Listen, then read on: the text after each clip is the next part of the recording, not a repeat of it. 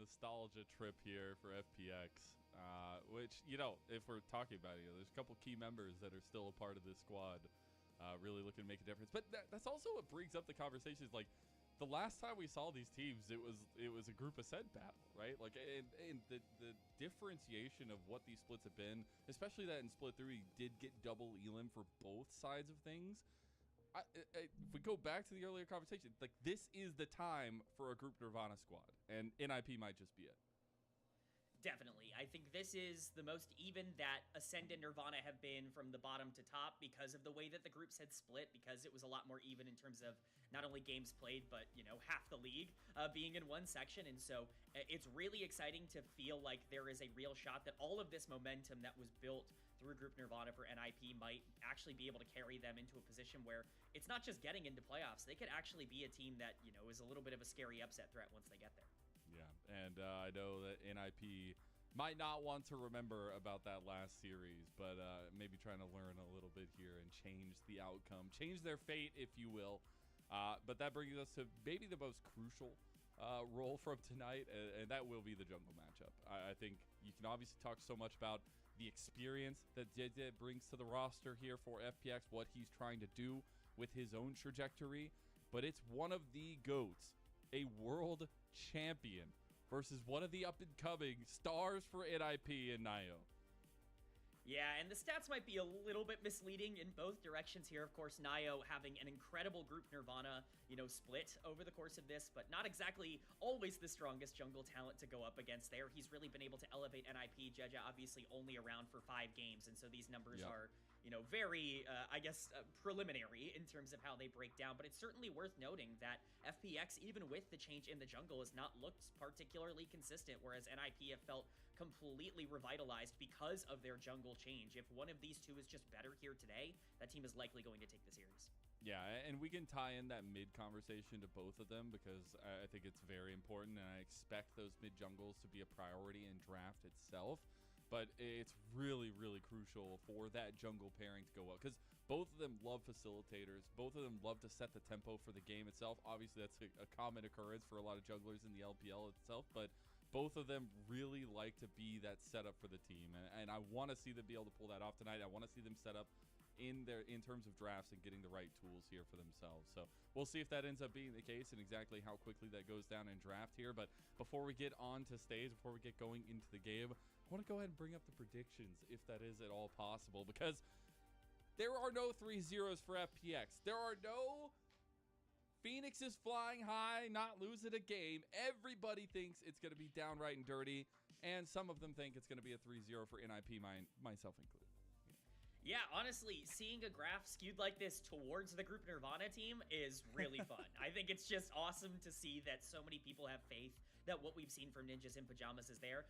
I'm taking the 3-2 route. I think this is going to be, you know, in the dirt. I think we're going to have some chaos. I think we are going to have some crazy moments. I think FPX is going to put up more of a fight than maybe people are anticipating, but you're right. I think a lot of people, as you can see, are favoring Ninjas in Pajamas, and they might be right to do so.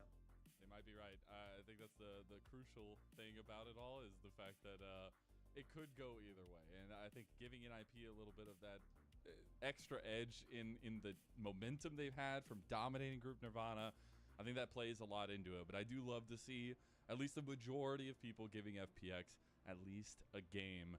And as we get out onto the stage, it is an important night for both squads, both organizations as a whole. I know NIP, it was so fun to see them come into the league itself. It was so crazy at the last second, right when the split's about to start. You get the pictures of Doonby flying in. The man's going to come save the league. He's saving NIP. FPX were trying to build up from things that they've been working on over years. And now we see the culmination of that here with one best of 5. That's it, right? This is the culmination. This is it. Whoever wins today is still alive. Whoever loses, all of that work, it's gone for 2025. And so it's a must win for everybody involved. You got to put your best foot forward. I think that you can make a reasonable argument that there are, you know, all 10 players could be the difference maker here today, could be the one to really change things. And that's what makes it so exciting. But the pressure is on. This is the highest, you know, pressure game that either of these two teams will have played this year by a wide margin. Dede looks like he's ready for battle, man. That guy's got a stone cold face, even when he was waving at everybody. Doinby getting the bow in there, the eccentric man himself. But I think that's where things boil down for me for NIP is they just have been efficient. They're willing. I wouldn't say they get as many crazy picks. They do branch out at least a little bit for Doinby, but it definitely has been honed in to that more mobile mid lane, a little bit more supportive towards Nio, and some of those combinations that we talked about can be so important in this one. And so I want to start talking about this draft a little bit, K-Man, and exactly what we think are those prios going to be as it's playoff time. As you see, we're in Suzhou, and it should be a lot of fun here to kick us off the arena. Hopefully getting a lot of cheers tonight for FPX and NIP. Yeah, I think we're going to be getting some excitement from the crowd here tonight. But talking about draft and talking about what you can expect, the thing that's really, I think, pushed NIP forward and allowed them to find their identity is the fact that Doinby now has somebody who can really carry out of the jungle position. You know, Aki has some strengths and some flaws, but generally speaking, he is much more of a facilitator. He's your Maokai, Sejuani, tank engage type of jungler, whereas Nio is definitely going to be much more aggressive. And I think with Doinby getting back to playing a lot more Galio, Talia, Rise, Shove and Roam, the classic Doinby style that won him a world championship, it's really solidified an identity for NIP that's allowed them to play a lot more free and a lot more comfortable. I expect Bring back out the Nautilus. I want to see it. No, I doubt it. But maybe in the jungle, maybe we'll know. I expect both junglers to be looking at the Vi's, the Wukongs, Jarvans. Maybe Pantheon's not going to be available, so that's going to be fine. But I do want to see how much do you expect some of that ban style to go towards the jungle at all? Like, do FPX want to rely on maybe some of the veteran experience that Dede brings to the roster? I actually would expect a lot of the upper tier junglers to get through a lot of the early part of this draft, more so than normal. Maybe not the Pantheon, but things like the Vi or the Xin Zhao, I think, are maybe a bit more expected to get through. NIP love banning out mid laners. They really want to try to get Doinby into a matchup that is comfortable, and I expect that to continue to be a huge priority for them. Yeah, well, hopefully we'll be getting into the game here rather soon to see what this game one is going to deliver for us, and that's where maybe we focus back down to that pot lane. I know we talked so much about Leave, put a big old spotlight, maybe a big old target on his head, but on the other side, I think it's super important to highlight what Jiaqi and Chui can be, and maybe what they haven't been able to be in this last little spree. I think that there were times at the beginning of this split where we were really feeling like, oh, do they have something here? Like a truly very strong bot lane. We know Jue can be a strong player. Jiaqi has to step up here today as well, but we are into pick ban, and immediately FPX showcasing, no, we're the ones that are actually going to be taking away a lot of those mid laners. Yeah, they'll be on that blue side. That's the higher seed coming into it. And it is going to be the Yunara Poppy ban from that red side. The biggest thing right now that I'm looking at, Pantheon Azir. Where are they going to be banned? Pantheon on the blue side. I expect the Azir here. Yeah, if the Azir ban does come out, that leaves up Talia for care, and that would likely be the thing I would expect them to take away. You don't really want to give that to Doinby for free, especially when they also get to R1 their jungler. So either a ban or a pick would kind of be my expectation. You can't really allow NIP to have this super macro style. They're going to really thrive in that kind of environment, so we'll see what FPX ends up taking away, but it's the Trundle. Okay, so we might get a little bit of a trade here. That's some of the meta gaming that I really love to see with Fearless and with the thoughts of best of fives and things like that. Vâng, và hello anh em nha. Và sau đây là trận đấu của Phoenix đối đầu với Ninja in Pyjama trong loạt B5 diễn ra. Sau đây là phần cắm chọn của hai đội. Bên Phoenix có thể là trong những lượt pick đầu thì có thể pick được con Varus. Nếu mà để Varus đi chung với Neko thì rất là khó khăn cho bên phía Ninja nha anh em.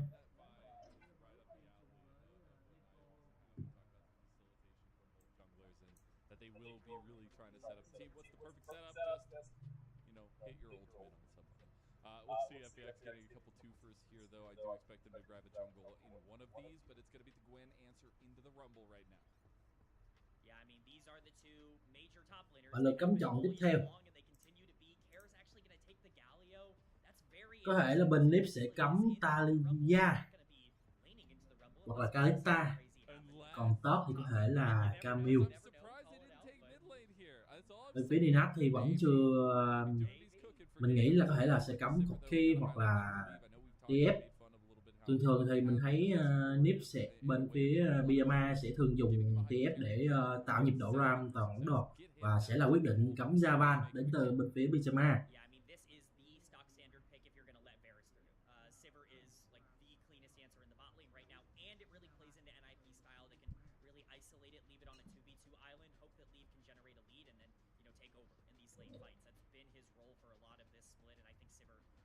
Trong nhóm có kèo rồi nha bạn ơi, bạn cứ vào nhóm là sẽ có nha. Game đầu cho bên phía Pyjama. Ok luôn bạn ơi. Vâng, vậy là bên phía Full Phoenix sẽ quyết định cấm Talia, và bên Nisat thì sẽ cấm Wukong. Như vậy là bên phía Pyjama sẽ thả con Neko ra. Nếu mà để chiêu quay biết được con Neko thì bên phía đường dưới của Pyjama có thể là cuộc đối đầu rất là khó khăn nếu mà không có những FP dạng tầm trung như là đỡ đòn. Con Reo à. Reo chắc có thể là mở combat thôi này mình.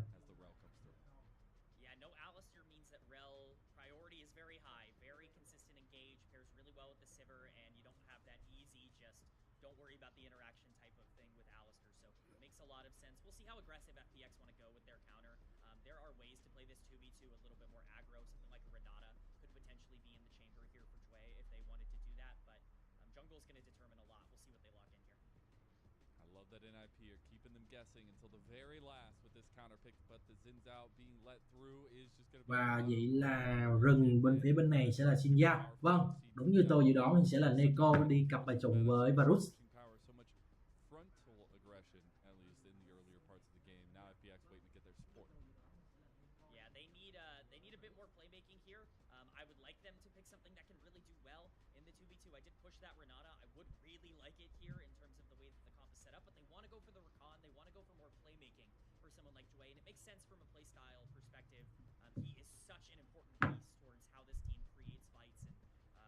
Anh em nào muốn vô nhóm thì liên hệ tele để vào nhóm kèo nha anh em. Trong bên trên mình ghi ở phía bình luận, anh em nào có hứng thú thì hãy liên hệ với trong tele mình ghi phía phần bình luận nha. Vâng, vậy là bên phía Full Phoenix sẽ quyết định. Rakan nè, anh ấy đổi là Rakan nè. Rakan thì Rakan đi với Varus thì hơi kiểu không phối hợp được cho lắm anh em ơi.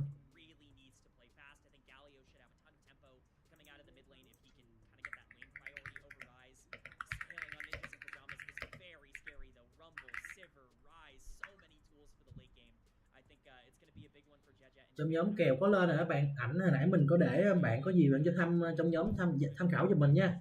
Cảm ơn Hoa Không đã đến với phòng live của Email nha.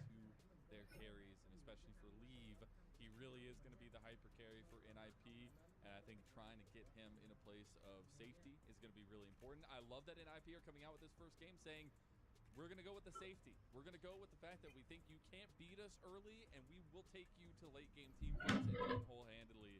I think that's a hell of a way to make Nhóm nip trừ 6.5. Trừ 6.5. Được bạn ơi.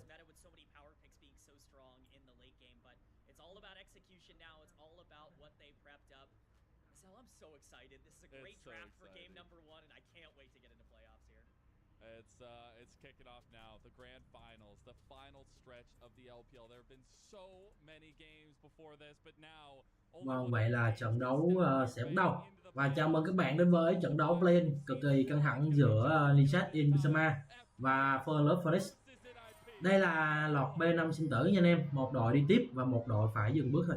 Không còn chỗ cho sai lầm kể cả hai đội nữa.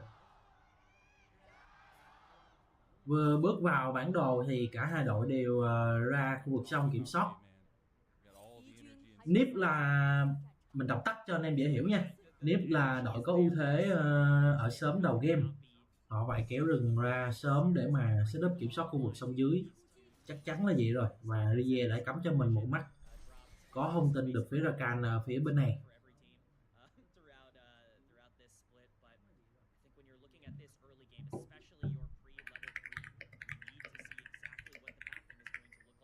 Vâng, như vậy sẽ là hai con mắt của hai đội cắm bên bãi chim để có thể kiểm soát được tầm nhìn phía trên. Bên Nip có lợi thế đường dưới ngay những lúc đầu nha anh em ơi. Với con CV này đẩy đường rất căng đấy. Tôi vẫn không hiểu sao là bên phía Phoenix vẫn không chọn Neko.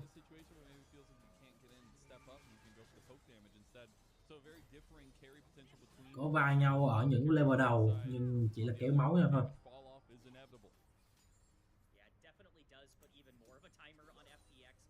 Thêm một người làm mình đâu. Tên gì T1 anh ơi, T1 nó đánh kiểu ba nửa quá mình vẫn không biết được. Cảm ơn Hoa đã đến với phòng live của Animal nha.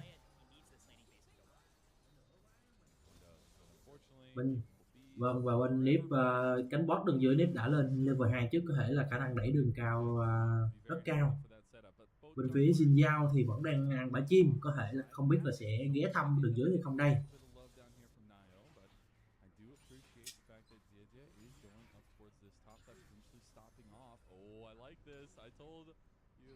Như vậy là Chile sẽ quyết định ra mid để không, chỉ là cắm một con mắt kiểm soát thôi.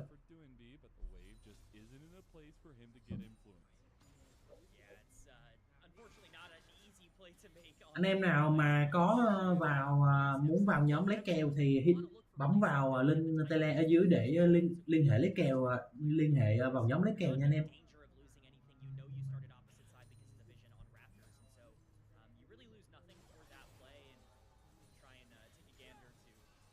Với thế lớn như này thì chắc chắn có thể là setup cho bên phía Nip có thể kéo được không, hình như đã va nhau rồi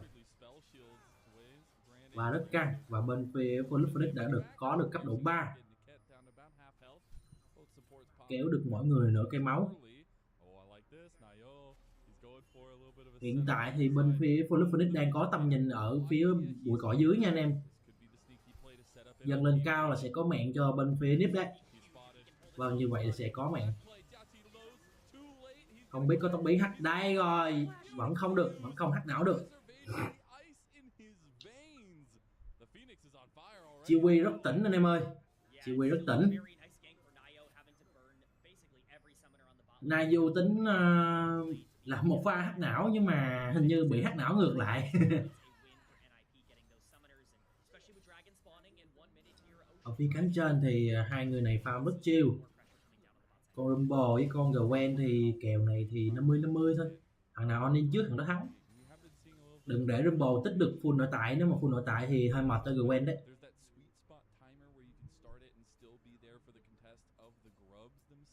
Và Donby đang cắm một con mắt kiểm soát ở bên phía bãi chim và đánh hoặc thông soi sáng để có được tầm nhìn của rừng, nhưng mà hình như vẫn chưa thấy được rừng phía bên bạn ở đâu. Có những dấu binh đến từ bên phía của Rail.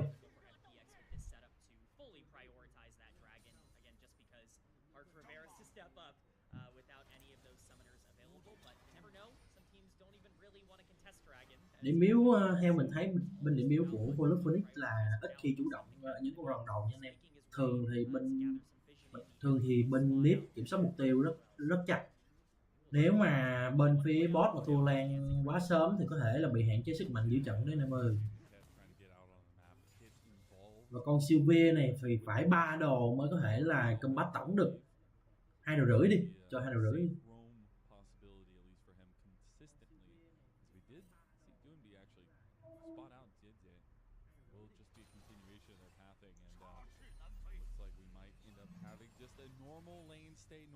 Với lợi thế tay dài thì Donby đang dẫn trước chỉ số lính của bên phía mid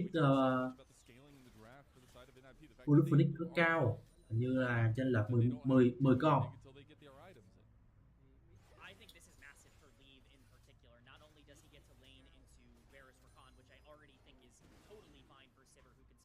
Và bên phía Nip sẽ khởi động con rồng đầu tiên, không biết là bên phía Phoenix có đánh hơi được không đây.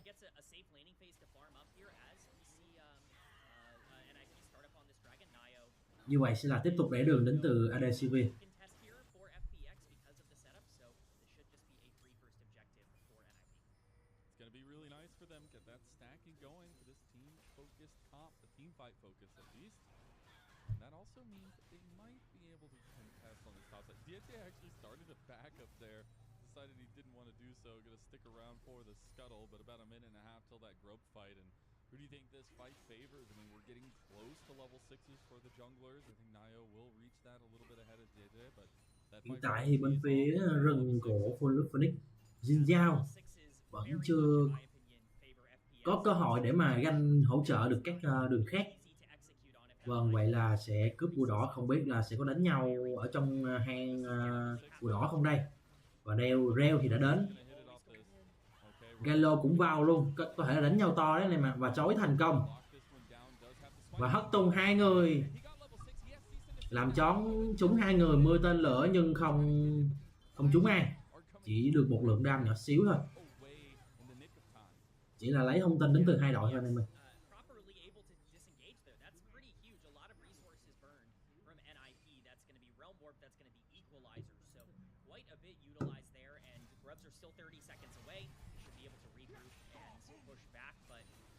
Level 6 fight may be a bit more chaotic than we expected, so. I like it, and I really appreciate that NIP tried to push the tempo with their level 6 advantage for Nio. Weren't able to end up pulling it off in the end, but still, some of the game plans you can see are there, and that's what I appreciate so far. Now NIP, they're looking for this mid jungle combo, so we can go back to that conversation from. Tỷ số hiện tại thì vẫn đang là 0-0, kèo thì anh em nào, mình nhắc lại anh em nào muốn có kèo thì bấm vào phần link tele bên phía bên dưới nha anh em, mình ghim trên bình luận để anh em vào nhóm lấy kèo nha. Cảm ơn em rất nhiều ạ. Và bên phía Nip hiện đang ăn con sâu và Rakan cũng đã có mặt. Sông nhỏ thôi, chắc là Vi sẽ bỏ, tránh va chạm mục tiêu lớn ở những phút này.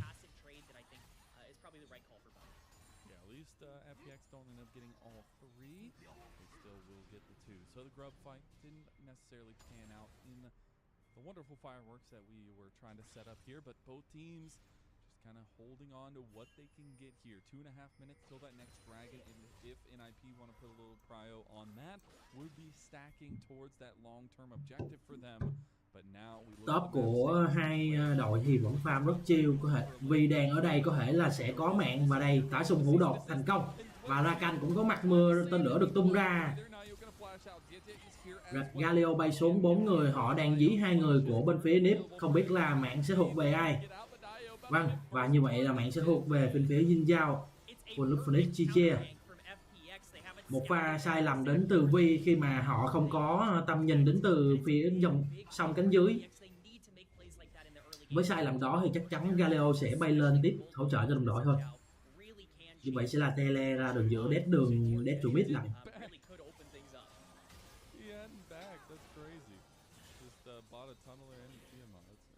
Cặp bot phía bên này thì hai bên vẫn đang farm rất chill.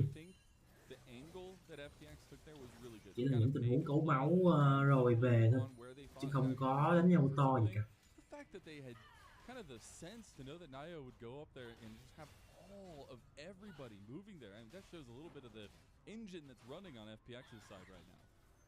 Absolutely. I think you have to be proactive like that in a matchup like this, and really it just comes down to look at the experience of the players on FPX. I mean, Jeje, you know, a big part of that counter engage, but you've got, you know, players like Care and players like Jue who have been successful here. Bên phía Phoenix đang có một con mắt cắm ở blue, có thể sẽ có thông tin được rất nhiều.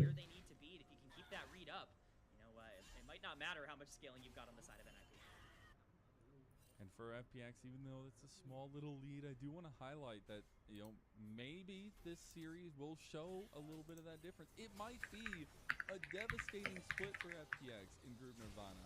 I mean, we could all see that, right? Like, it is tough to go 1-13. Nếu mà ở game 1 này thì theo mình biết được thôi nha.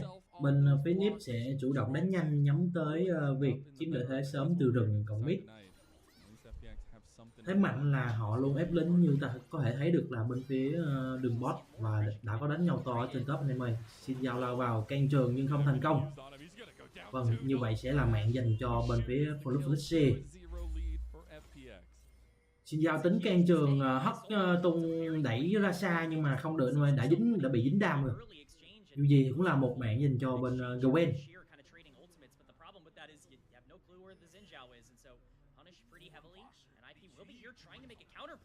Đơn Bi đang đòi lại công bằng cho đồng đội của mình nhưng không, hai người kia đã chạy về kịp về trụ. But yeah, nothing going to come of it. A little bit shallow on that one, and unfortunately that just means no response really coming through from NIP so far. There will be the dragon up a Cảm ơn em đến với phòng live của NML nha. Và anh em nào mà có hứng thú đến kèo thì hãy bấm vào link phần bình luận ở phía bên dưới để liên hệ được vào nhóm nha anh em ơi. Cảm ơn em rất nhiều. Cảm ơn anh em đã xem live của NML nha.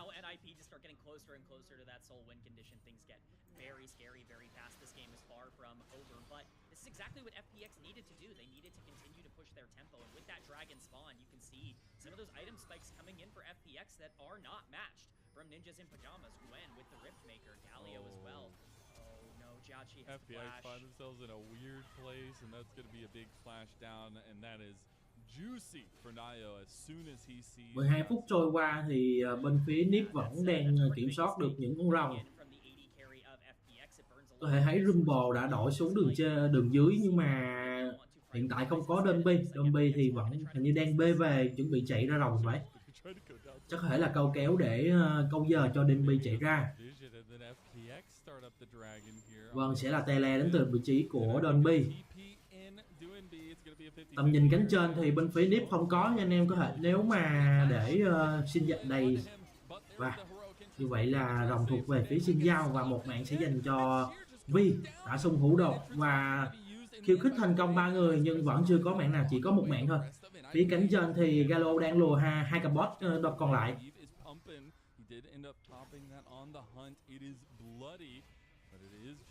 Vậy là ăn một tiêu và một mạng lời nha anh em. Rồng Hoa Kỷ thì cũng bên này thì boost chỉ có Rakan boost thôi, chứ rồng Hoa Kỷ thì chắc cũng không có nhiều lợi ích lắm.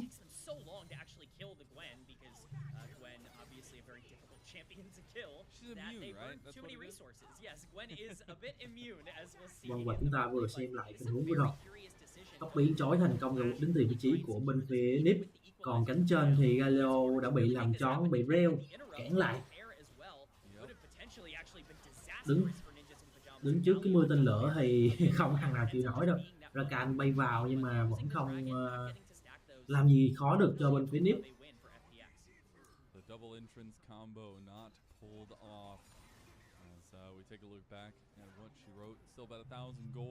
Và Silve hiện tại đang có cho mình một món trang bị, món thứ hai chắc chắn sẽ là đòn đao thôi, để mà có thể thả diều liên tục, là thả diều đến từ vị trí của Silve được.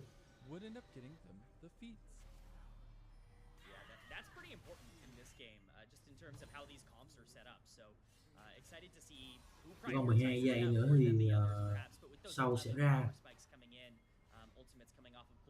Không biết là Đơn Bi sẽ có kịp chạy lên để mà hội ngộ cùng với đồng đội mình hay không.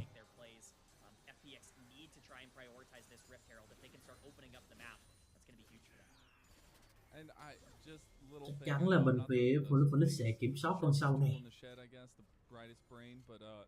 Hiện tại thì AD với XP đang ở cánh dưới. Có thể là họ sẽ bỏ con sâu này chăng? Rất nhiều dấu chấm hỏi đến từ bên phía FPX. Vâng, như vậy là FPX đã khởi động con sâu.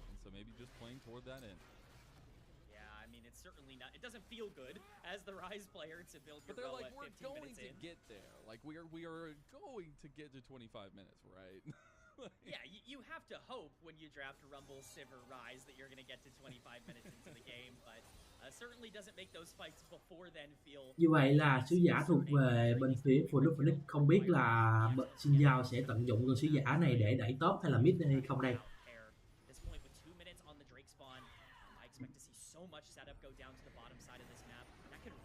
Vâng, anh ta quyết định thả mid và sẽ có và cặp bot hiện tại đang tiến tới đét đường mid, lao vào xin giao.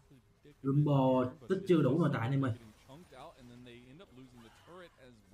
Trụ 1 sẽ thuộc về bên phía Phoenix. Hiện tại thì bên phía Nip đang thua một ca tiền. Và cái trụ 2 này thì chắc chắn là sẽ có thôi. À không, hai người họ đã chạy lên kịp.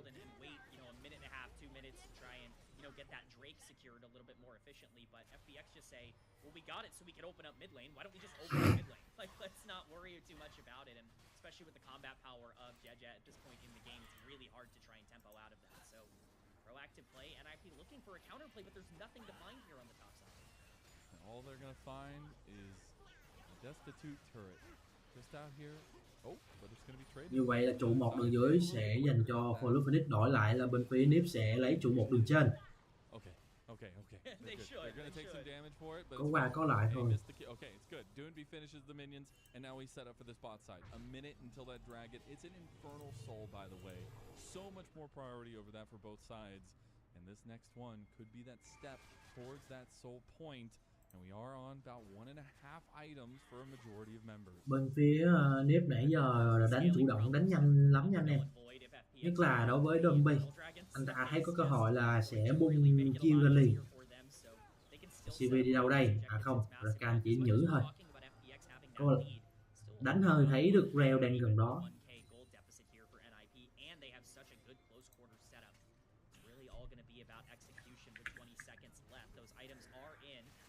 Definitely a huge advantage for FPX in terms of the combat power right now, but can't afford to overextend. Cannot at all. I think we're really going to start seeing these comps align with what they drafted themselves for. A lot of that engage potential on the side of FPX as well. Và bộ đôi rừng mid của bên Nip thường là cặp bài trùng của trong giai đoạn này anh em. Nếu mà họ giữ được nhịp ROM tốt thì bên phía Phoenix sẽ rất khó phòng thủ. Nhất là đường mid với hai cánh còn lại. Như ta thấy thì Doinby với Vi luôn di chuyển cùng nhau. Như vậy là bên phía Nip sẽ nhường con rồng lửa này dành cho bên phía Phoenix và sẽ có đánh nhau to ở gần đường mid, nhưng không, chỉ là một pha lấy thông tin thôi này mình.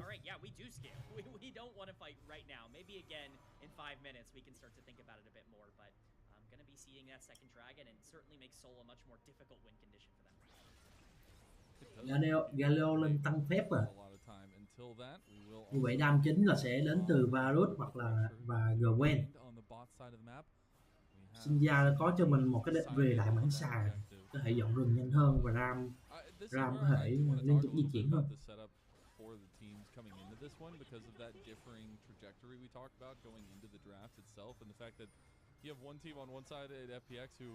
Have had some struggles, no doubt, but they still look like a confident team here against NIP, who have been nothing but dominant. Now he's gonna get out with the rogue. Galo đã chạy được rất hay, rất khéo. Galo đã đánh hơi được, thấy hai người tele xuống nhưng mà anh ta đã đôi cánh công lý lên đồng đồi để chạy rất nhanh, rất tỉnh anh em ơi. Và anh ta sẽ quyết định bỏ trụ 1 đường dưới, dồn lên trụ 2 đường mid. Đổi trụ 1 lấy trụ 2 trụ 2 luôn à, không lời đâu. Như vậy là mưa tên lửa sẽ phun ra để đét được cái trụ 2 đường top.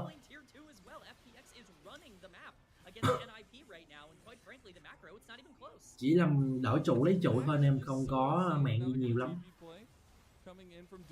Và bắt lẻ đến từ vị trí của Vi, bắt được đã xung hữu độc thành công và hút thành công đến từ vị trí của Reo. Như vậy là mạng sẽ dành cho bên phía Vi.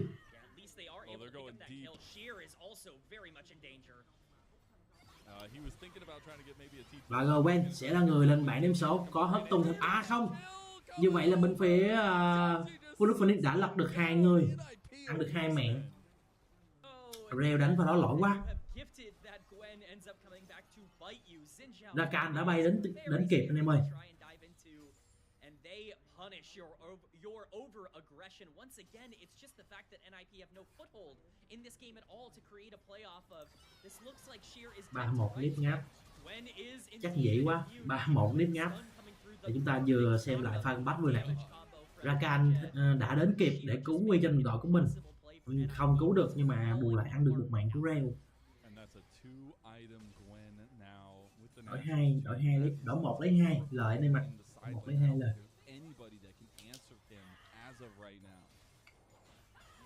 This is a terrifying experience for NIP because you can't play side lanes, you can't really afford to have Rise start to push, you need to clump up. Vâng, và chúng ta có thể thấy được là hai đội đang triển khai kiểm soát tầm nhìn con Axan.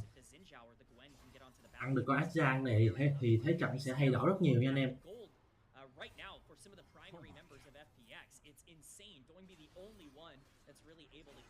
Liên tục là những dấu binh đến từ bên phía của Sylvia và Donby.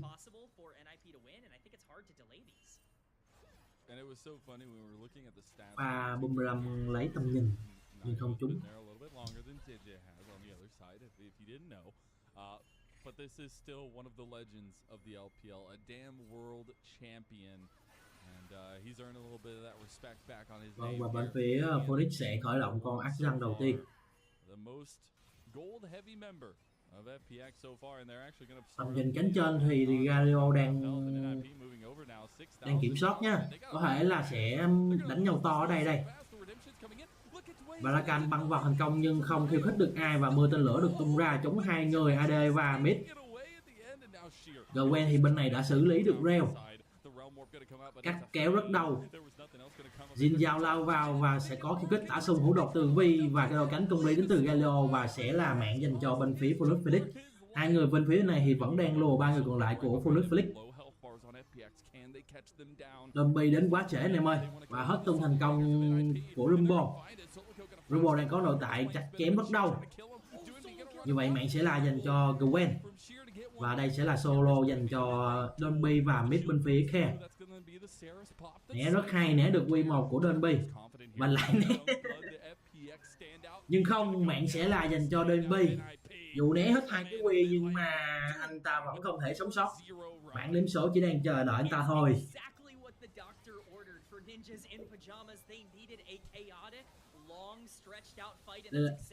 Chúng ta xem lại pha combat hồi nãy nha. Rakan tóc biến bật khiêu khích lao vào nhưng mà chỉ khiêu khích được Vi thôi. Vi tóc biến tính cướp con Axan nhưng mà không thành công. Còn Gwen thì bên phía này đang cắt con Reo rất đau. Vi tả xung hữu đột vào bên phía Giao thành công và đã có mạng dành cho, nhưng không, bên này Gallo rất tỉnh anh em ạ. Và tranh chấp rồng đến từ bên phía của hai đội. Không biết là con rồng này sẽ thuộc về ai đây. Vâng, vậy là con rồng lửa sẽ thuộc về bên phía FPX. Và hút hai người. Mưa tên lửa rất đẹp đến từ vị trí của top tường trên bên phía Nip. Gwen làm hết luôn em ơi. Nhưng không, Donby bảo không, tao không chắc. Donby đang đánh rất sung, đang tiếp tục lùa hai người bên phía của FPX. Và sẽ là tele rút đuôi dành cho Donby và Lee. Lại là những màn đổi 2 lấy 2 đến từ bên phía của hai đội anh em ơi. Đổi 2 lấy 2, đổi 3 lấy 3. Và Donby luôn là người sống sót cuối cùng.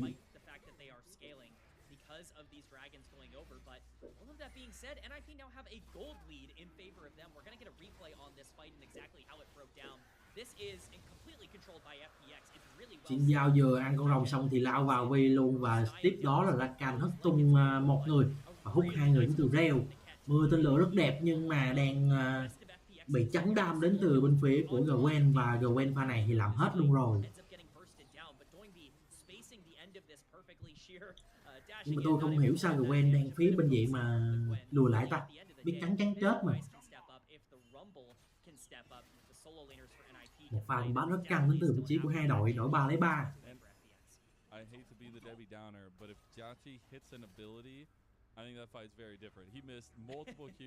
Vâng, và Baron đã ra, không biết là bên phía hai đội sẽ có chiến thuật gì đây, khi mà Gwen thì đang bị phía bên dưới không có tele.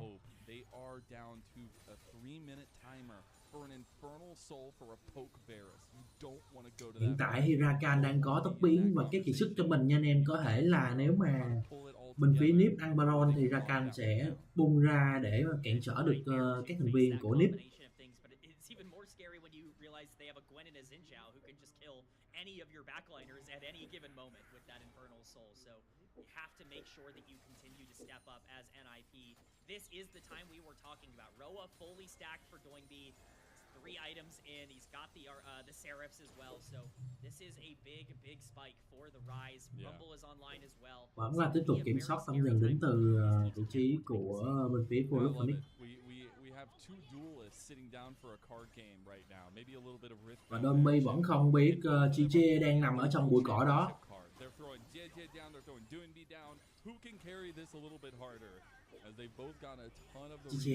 Chiche núp rất khéo anh em ơi. Nếu mà hai người đó va nhau với Chagner thì chắc có thể là Giao sẽ bay vào múc luôn đấy. Và cảm ơn em đã xem like của mình nha. Anh em nào mà có hứng thú với kèo hoặc là kèo đấu gì đó thì anh em cứ bấm vào tele ở phần bình luận để liên hệ vào nhóm để nhận kèo nha anh em. Cảm ơn em nhiều nha. Cảm ơn em đã xem đến vòng like của MML Luận nha anh em. Anh em nào có hứng thú với kèo thì hãy bấm vào phần bình luận được ghi ở bên phía ở phần bình luận nha anh em. Vào đó thì sẽ có người hướng dẫn em vào nhóm để lấy kèo nha. Cảm ơn em rất nhiều.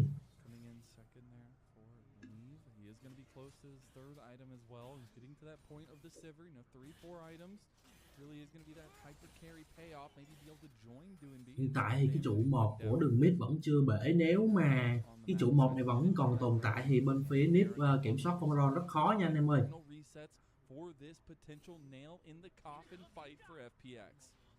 Yeah, and the problem is it's going to be on multiple fronts. Baron, as you said, already spawned. Dragon in less than a minute here. FPX have control over most areas. NIP going to try to get as much as they can on the top side, but look at the vision on the bottom side. Bên phía Phoenix đang có cho mình được 4 trụ, nhưng mà vẫn thua tiền.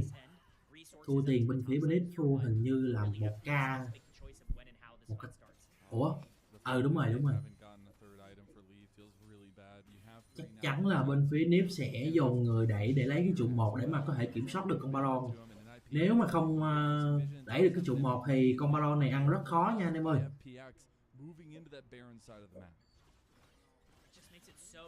Đường top và đường bot thì thế lính hiện tại đang ở giữa.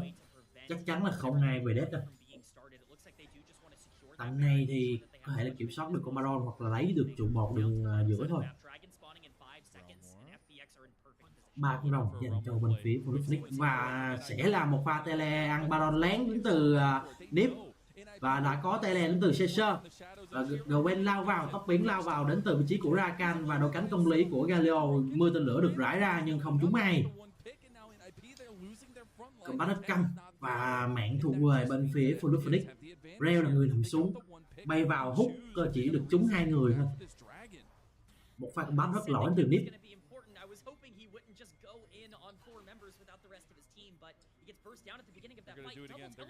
Vâng, và 2 tele đến từ bên phía của Nip chạy xuống. Có thể là họ đang muốn kiểm soát được con Baron này để có thể mà triển khai được cục diện của trận đấu.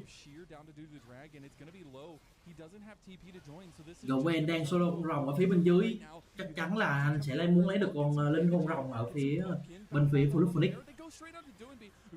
Và đồng hồ cát đến từ Doingby, nhưng anh ta sẽ lên bẫy hay không đây? Và Giao sẽ là người chấm dứt AD bên phía Nip.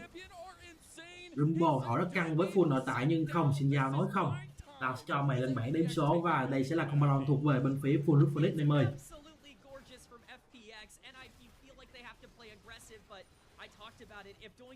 Tuy là pha combat thiếu người nhưng mà Gwen đã xuất hiện rất nhanh. Con Giao này 6-1. Con Giao thần sắn một cái một lần nữa cây máu của AD luôn. Dính can CV, dính can trường của Giao, đang dính nội tại của Giao và Giao lao vào. Quét can trường tốc biến. Và một mạng dành cho Giao. Rakan mở con bắt rất khéo nha anh em. Chúng được Doingby, bắt buộc Doingby phải đồng hồ cát ở đó thôi. somewhere, man. Holy cow, that's incredible. I know it hasn't been the best trajectory for FPX from this guy, but he is showing up today. Now they have Infernal Soul, they have full control, and now they're going to go in onto Nayo, who just wanted his red buff and will be obliterated from existence. NIP are suffering. Như vậy là sẽ tiếp tục càng đến từ khu nước Felix. Thế trận ngày càng khó khăn cho bên phía NIP rồi.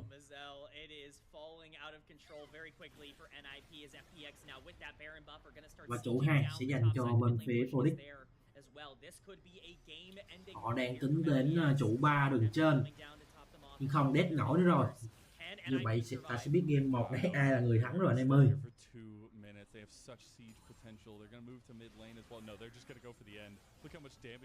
Và bên Phoenix đang vào đến cái trụ cuối cùng của bên phía NIP. Sợi xích tội lỗi đang bắn ra nhưng không trúng ai. Với bùa lợi Baron thì bên phía Phoenix đang đẩy đường rất nhanh, lấy được một lần cả 4 trụ 3 trụ của bên phía NIP. Reo nhảy lên hút không trúng ai và bị Gwen cắt cho lên bảng điểm số. Và vừa đánh vừa chạy, hầu như là tôi chỉ thấy chạy thôi chứ không vừa đánh vừa chạy.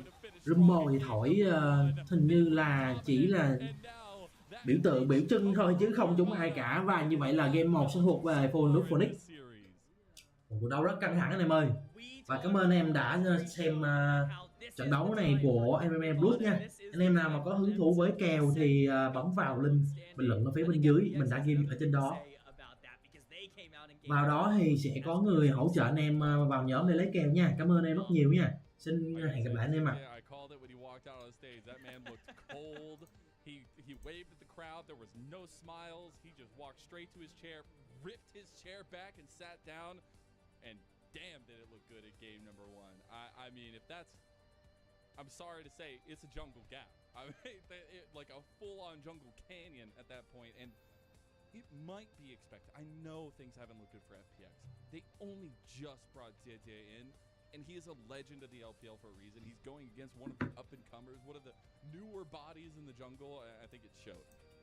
Yeah, I definitely think we saw a bit of a difference there. Unfortunately, you know, some of the predictions here kind of getting thrown out the window with that FPX win. Hey, nobody predicted that 3-0. Perhaps things go a little bit differently. It's fine. It's I didn't have hope in doing B. He was like 7-0 at one point. All right, come on. Fine. It's fine. I wanted 5 games anyways.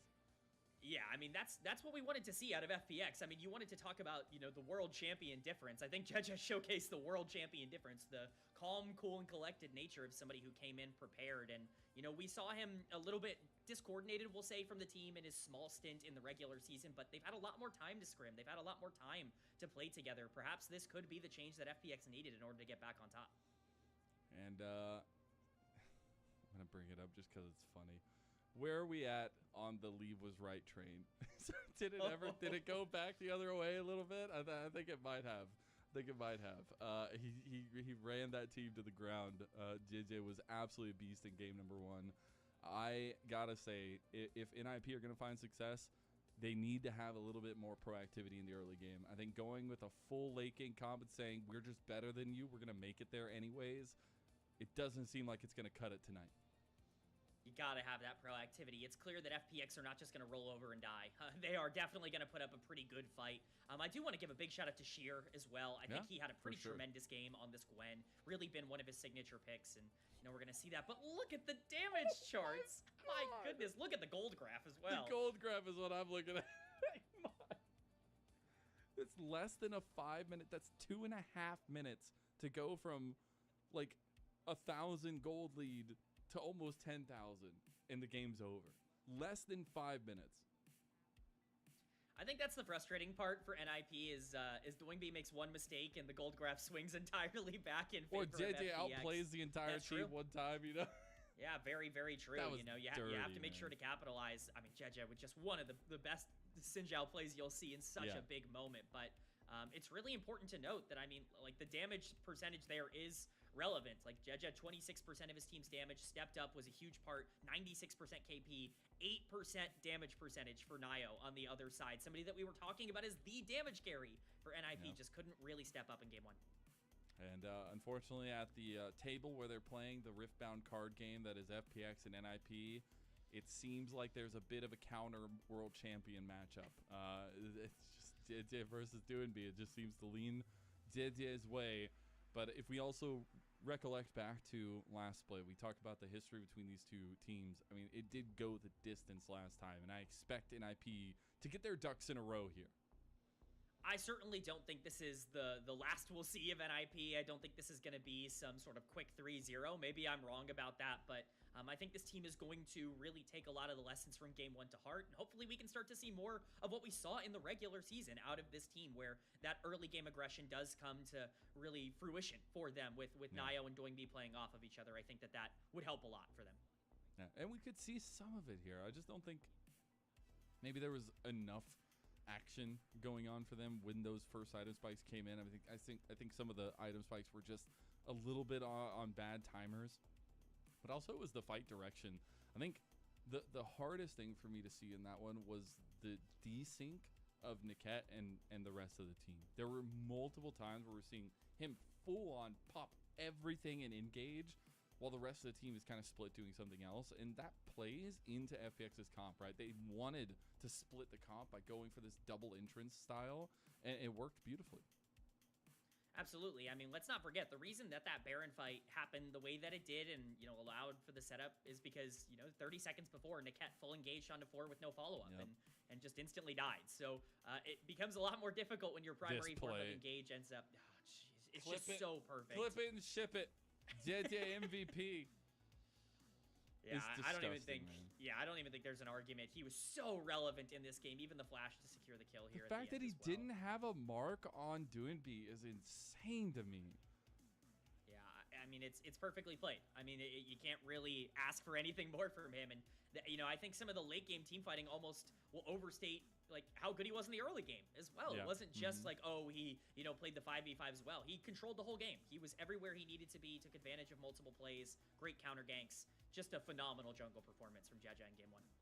I think he's absolutely the MVP. I think there could be a conversation for Sheer, but also with the fandom surrounding Jia, I think he's going to get some of the votes here going forward. But it's a great step for FPX in game number 1. I think that's the biggest thing is we were questioning which FPX we were going to get. The team that has been so down in the dumps in Group Ascend, a team that has unfortunately been on a extreme loss streak in that group, to come back and look like a completely different team. The macro, the kind of map movements from this team, it was on another level comparatively to NIP at least. Certainly. It really did feel like they just had a better idea of what they wanted to do. As we're getting our MVP vote in here, and it has to be. 96% KP. 96% KP with a 5,000 gold lead. Thought Doinby's lead was big. It's a world champ. Yeah, this is pretty darn good. The fact that he got Xin Zhao, I was a little bit surprised that it was left open. Such a big pivotal pick, as Didier rightfully earns the MVP for that game itself. And you have any other thoughts, any feelings for NIP before we get going? I think I'm excited to see the rest of this series. A lot of power picks are off the board in Fearless from game number 1. I think things are going to change a lot, and we'll see how NIP respond. Who gets Talia? That's the conversation next up. But if you would like to support the LPL, make sure you support LPL English, the unofficial product. Becoming a coffee member is the best way. Go support the project, and a vast majority of your contributions go directly to affecting the show, towards payments for the volunteers that make this a daily product, to the broadcast package restructuring that we've seen, and some of the cool additions we've been able to do. Subscribe to our coffee, linked in the chat, to unlock perks and early access to content coming off in the playoffs. It's been a huge pleasure. I'm glad we get to the most important part of the year, and your support goes a long way. We'll be back after a short little break and get ready for game number 2. Hey everyone, I'm Sajed, ADC for Dark Zero in the NACL, and I'm here to break down this FPX backdoor and our pro diff deep dive. Baron is spawning in 1 minute, and that's the objective to play for, and the next mid wave coming out of base kind of dictates which team will get set up. FPX kind of has a cheat code because they took the enemy inhibitor, so they have the super minions, which will help them push the wave faster and makes their wave tankier. And Silas, he's down 7k gold. He kind of knows he's pretty useless, so he opts to not even show on the side wave and just goes and overgroups on mid wave. On the flip side, IG has rookie TP to the top lane, and then he shifts down to mid. So that's the two big advantages FPX has going into this fight. They have TP advantage on their mid laner, and they took the enemy inhibitor. So the fight starts really well for IG. They burn a bunch of the enemy sums and ults, but the problem is, since they contested from top river, they never actually got the wave. Instantly they start running to the wave. They take the fight away from the TP-less Victor, who's the most fed member in the game, and they just walk the wave down. They know that the game went long enough that winning a 5v5 is not the only way to win the game. They want to play around their advantages, and taking the fight away from the TP-less Victor and into the enemy nexus is their best bet. IG made the mistake of over chasing into the enemy vision, and they never actually caught the wave. So FPX is actually able to just hit the nexus turrets and threaten an end. Gala never recalled. He opted to just walk to his nexus. Maybe he thought it was faster, but he never actually gets the impact the fight, and FPX actually does get the backdoor off.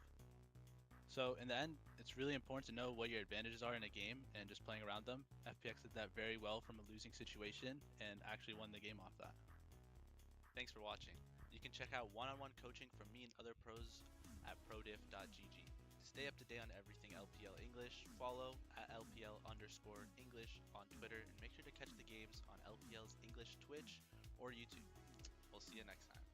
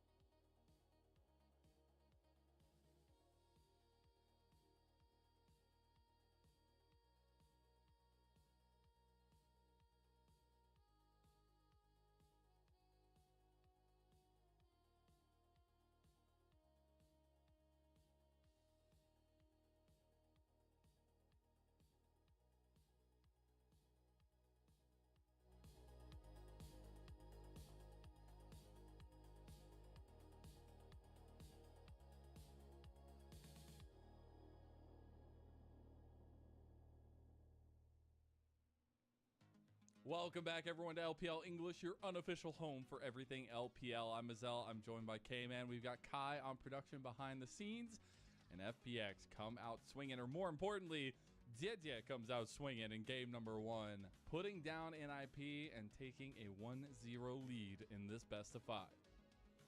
FPX really trying to make a case for, hey, you all underestimated us. We're going to push forward here today. 1-0 is an important start. Game 1 matters a lot in best of 5s in terms of generating that tempo. And so game 2 all of a sudden becomes kind of must win for Ninjas in Pajamas. It absolutely does. And I think we can talk about some of what we saw from NIP in that game number 1. They fully opted into a team fight scaling composition that never got to that point. Doinby tried his damnedest. We had the World Championship trading card game going on here, but it was FPX that got the better of them, and I gotta wonder what they try to go for in this game number 2. I expect them to be on the blue side first and foremost, but trying to figure out what those power picks are going to be for B1 for NIP. Yeah, I think they just need more playmaking. I think they need more proactivity somewhere on the map, likely through jungle mid. That's been their thing all year long. And the Vi, Ryze duo can work out in the right circumstances, but it wasn't really accentuated by picks that could really make the most of it in the mid game. I think if you can open up the map, fight more aggressively around these objectives, rather than feeling like you just have to give them over all the time, I think things are going to be much more comfortable for them. So they're trying to figure out how to make that work. And I like the leave game plan of giving a hyper carry. Let's just keep that. Let's just leave that part, change everything else, or at least a little bit of everything else. So the cat did get a premier pick for himself, and not really able to pull that off. I definitely want to see a little bit more consistency from the support role as well, coming from NIP. But on FPX's side, change nothing, keep it the same. What do you got? It's gonna be tough. It's gonna be tough to do so. I mean, so many of their power picks are now gone. So, the Gwen and the Rumble, Shear's 2 most successful champions this split. We'll see if he can have the same kind of game impact. But NIP sticking to their strategy, banning out junglers, not wanting to give Jeja another game where he can be as proactive as he was previously. The Poppy and the Trundle taken off the board. FPX, though, the Yunara, the Annie, things that typically I wouldn't necessarily associate with them, wanting to take away, but certainly targeted bans at NIP. Yeah, I do like some of the target bans, at least from NIP's side as well, taking away Dway's Nico that has been just so disgustingly dirty. But I think, before the series, they were like, all right, what kind of prep do we want against Jie? We're going to have a couple bans. I think rightfully so, those bans are going to continue to be there. But it does mean that this jungle matchup probably going to be a priority in the first 3 picks for both sides.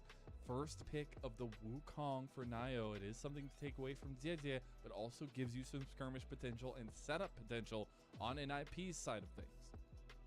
Nio really likes this pick. It's one of his most played over the course of this split alongside the Vi and the Viego. But we will see exactly what they want to complement it with. We've got things like Annie off the board that are typically considered to be strong pairs. Of course, things like Talia still up if you potentially wanted to go there, but you definitely need a carry in terms of damage somewhere, and we want to talk about comfort. Well, FPX are prioritizing comfort. Jauchi has played so much Corki over the course of this year, and it's really been one of the picks he's found a ton of teamfight success on. This kind of signals a bunch of different directions that you could potentially go in. I think the teamfight engage of Wukong does kind of signal NIP want to keep their options open, but FPX not necessarily locking themselves in either just yet. And that Talia does get locked in. We were saying how much both teams love this pick, and a lot of that comfort coming to the mid lane from it just because it essentially fits the style that both teams really like to play here. But Kara will be piloting that one in game 2.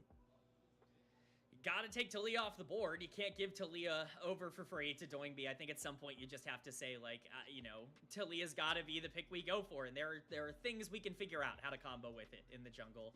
It does look like it's going to be more of that team fight kind of combo, wombo combo type of comp here with the Orianna being locked in for Doingby. They want to give him more agency and damage to carry in the late game. We saw what he could do on the Rise in game number 1, and I think that very much translates to the Orianna, who might even have a little bit more safety and security. And then with the Alistar coming in, again, it's engaged support for Niket. Draft honestly looking pretty similar so far for NIP. But you might leave open the Silas choice, which is pretty nice in this one. But I gotta love the new age ball delivery system in the Wukong and the Orianna combo, something we've seen consistently, and I think it just goes right into the kind of peg in the hole situation for how NIP want this mid jungle to work. It will be on the other side's way, locking in the Nautilus, so a lot of engage potential already, and leaving the counter pick still potentially to the sheer pick or to Zedze. Yeah, I think it actually becomes really interesting what they want to ban here and like what they're prioritizing, because I think there are still a lot of flexible options for FPX, whereas NIP have really kind of locked in the style that they want to go for with that team fight oriented, you know, game plan. With the Kaisa ban coming out here, taking options away from Leave, it does kind of signal that they want to make sure that there's no dive potential following up from NIP. Maybe that, you know, kind of telegraphs a bit of a safer game plan. We've seen that on red side, but again, a lot of options still open for them. I do want to see what the focus is going to be. It is on Zedze continuously. They're going to go for all the engage options here. What if we get the Nautilus jungle? Who knows? We'll see in the end of things, but I highly doubt it, as I want to see if they're going to continue focusing Leave a little bit more of that supportal focus in terms of what Leave has been willing to go to as of late in the Senna. Late game scaling, of course, but really backing everybody else up, and I think FPX got that memo. Yeah, I mean, these are the two big ones for Leave that you just kind of have to take away, especially the Senna, this split, which has been so dominant. Worth noting that every single champion that Jeje has played so far for FPX is off the board. He will have to play something new, and whether that is, you know, potentially a Nautilus. They were thinking maybe the Silas jungle. I know. Yeah, so we have Rafa on the team, and Rafa has been just a demon with what he's been wanting to go for in the jungle. He's been playing Silas's, he's been playing Nautilus's. You know, we'll see if that's actually going to be the case here, but I do really like that FPX are playing around with the draft a little bit and what is possible on this new patch. It ends up being a tried and true classic. It is the Skarner locked in for Zedze and the Zeri on the other side for Leave, so still in the hyper carry bucket. Yeah, I mean, the game plan's very clear for NIP. It's Orianna Zeri. It's let's try to set up for these big wombo combo team fights where Leave can take over with his damage. You've got the Alistair as well to be able to combo that off of. Skarner felt obvious to me after a lot of the other jungler picks ended up getting taken off the board. I think that champion is still incredibly consistent in terms of setup, but NIP not deviating. I think they're kind of doubling down, if anything, as we see solo kill lock in that Mbessa. I love solo kills Mbessa. It's one of his best picks, and I think, again, it just kind of puts yourself into this situation where you find a backline target, you find a Corki, you find a Talia in these fights, and things can kind of spiral real fast, and especially into that Renekton matchup, we're getting some spice. Oh, I love it. We're getting a little bit more emphasis into this top lane matchup. Two of the up-and-coming stars of top lane. What could be the next great generation of top laners here in the LPL. Sheer now having a little bit of experience on solo kill, obviously. The journeyman that he is, but still a youngin' indeed. And it's going to be that mechanics-based matchup in the top lane. I do really like the Mbessa, though, and a lot of that comfort going the way of NIP.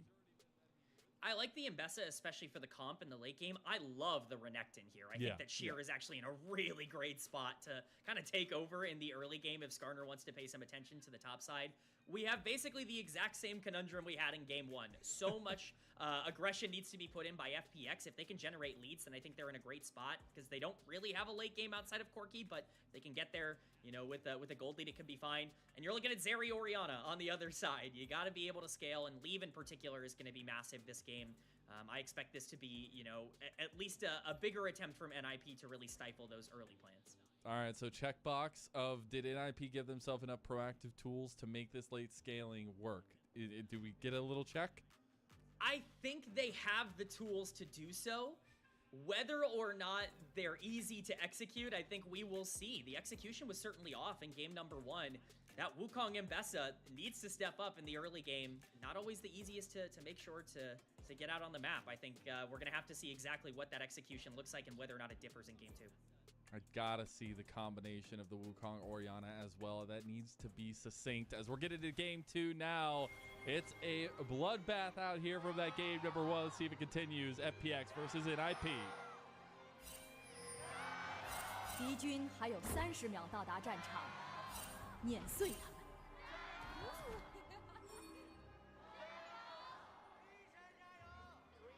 The NIP ones have died off, unfortunately, for that game number one. But they'll come back if they win.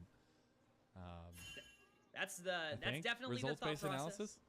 Yeah, you know, it's totally fine. I think NIP, you know, they just got to pick up one win. Everybody's going to cheer for Doing B again. I certainly have not lost my confidence in them after one loss. There's still a lot to play for, and you know what? I think this is them kind of showcasing, hey, we're not worried. We're not concerned with game number 1. Absolutely. We're going to feel comfortable drafting, you know, another scaling comp and feeling like we can outperform you in that. But they cannot allow that disastrous mid-game to happen again. We need to watch Nio to see if he can have more proactivity.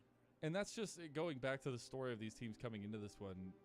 That's what's so crazy about that game number 1. Is like, we were coming in here to test if Nirvana truly can take down the last grouping in Group Ascent, who, by the way, we're on a 10-loss streak coming into this, right? 1-13 in the group. You see a trade going down the 2v2. Into NIP, who are on a 7-win streak, dominating Group Ascent. We had a picture of them eating grapes, the heads of other teams. And that is not the expected result for that game number 1. We thought NIP could come in with some strength. Yeah, that's the scary thing, is like momentum-wise, this has thrown a huge wrench into everything moving forward with these expectations and with the confidence of both of these teams. But again, as long as NIP can stay maintained, as long as they can understand, hey, you know, anybody can lose a game, I think they're going to be just fine heading into this game number 2. Pathing so far, pretty standard, but both junglers are going to be pathing, at least in similar directions. We'll see exactly what they want to do with their early games. Can't imagine it's going to be quite as aggressive as maybe the buy gank in game number 1. True. As looking at the setup for both the junglers, a pivotal point that we highlighted in this series, they're going to be pathing down to bot lane, though I will say Nio does have the more of the 2 carry potential. I don't know how much carry potential Wukong necessarily has, but did it on that big facilitator that when we talked about coming into this series, both junglers love to be on. He's going to have so many ways to set everything up as hell. It's going to be insane. There are so many combo tools with FPX, whether it be Talia Shove or Talia Ground, you know, Renekton Stun, Nautilus Hook. Like, there's so many things that can combo into Skarner here and really play off of that. So, Jaja certainly going to have enough proactive tools to take over the game. The question is, will he have the same fighting experience as we see Niket doing a good job utilizing the Alistar interactions in the 2v2? Yeah, that buffer is extremely important. Leave overstepping, who does have the way out. Gonna try to hit an Ultra Shock laser as well. Doesn't end up tagging Jati, but it's gonna be pressure and priority from bot lane of the 2v2 of FPX, leading to the Scuttle Crab play from Dede, and now potentially the Scuttle Crab trade going to both junglers. Very regular start going in for both teams here. I think it is worth noting that Sheer is doing exactly what he needs to do on the top side, which is get this big lead over this Ambessa. You know, I really like this matchup for Renekton. I think this is one of his strongest in the meta right now, and I think Sheer is doing a good job of taking advantage of it, at the very least in the early game. I'm going to be looking to see if they want to put any priority up there. A lot of vision around the top side. I think it could potentially be exploitable by FPX. So we did see NIP on the red side in game number 1 put that early emphasis on the dragon. About 45 seconds for that first dragon. Will be an ocean dragon to start us off. Do we expect some of that priority, or is this going to be a game 2 where we just all in on the grub fight? I think it's a lot more difficult in game 2 to prioritize those dragons. I think Jachi not having flash and cleanse during a lot of that exchange ended up being really consequential. They couldn't really exchange in the bot lane, and so it's basically free for FPX. Now it's a little bit more up in the air, and we're already seeing that a bit. Both bot laners still down on the bot side. We'll see if that ends up changing around that 5-6 minute mark as it has become. Yeah, where's my lane swap? Yeah, where's the lane swaps, man? Give me my lane swaps. Get Emily Rand in here. I need my lane swaps. I was promised LPL action, and LPL action means lane swaps. That's what I think.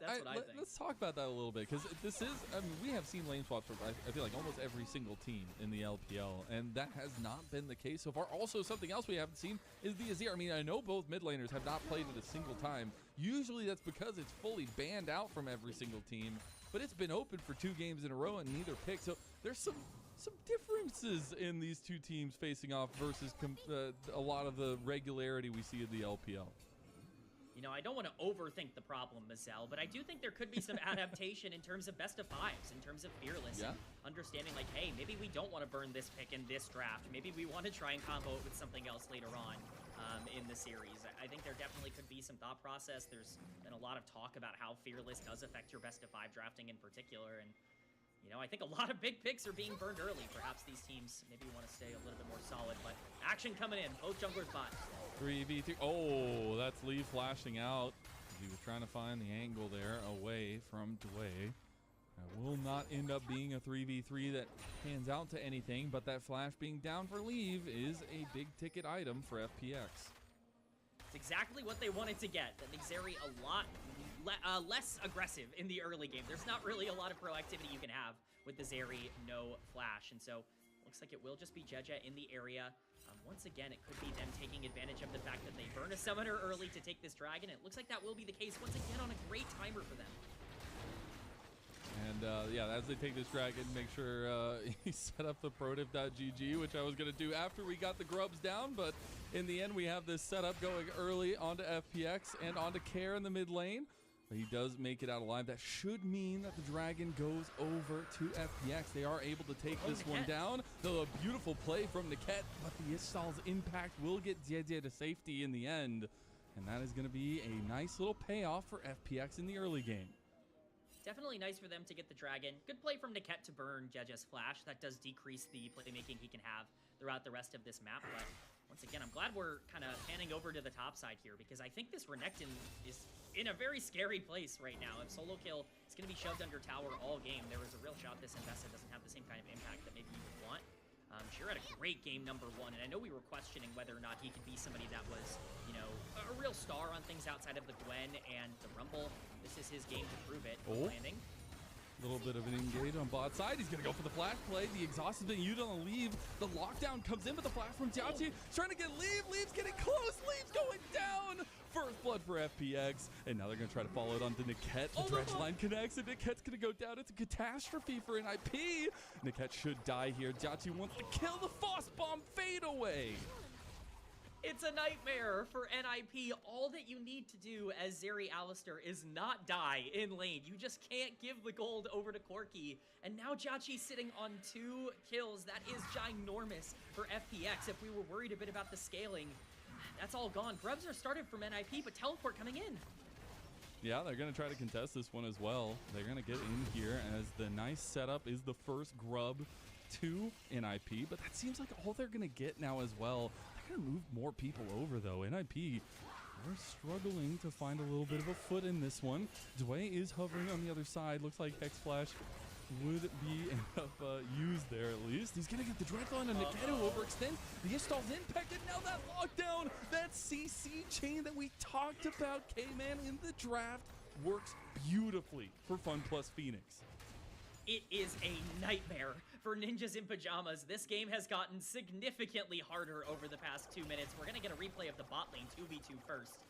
This is a very, very over-aggressive start here from NIP. Remember, Leave does not have flash available to him. There's no way for him to be able to disengage this. The exhaust flash coming in from Dway. He has no mana, but the auto attacks are certainly enough, even through the barrier. They just have too much damage, and at this point, Niket doesn't have the health bar. He's not level 6. He can't survive this. Once that hook lands again onto Alistair, Dway just looking phenomenal in the beginning part of this game. Just perfect. Oh, no, it's not stopping.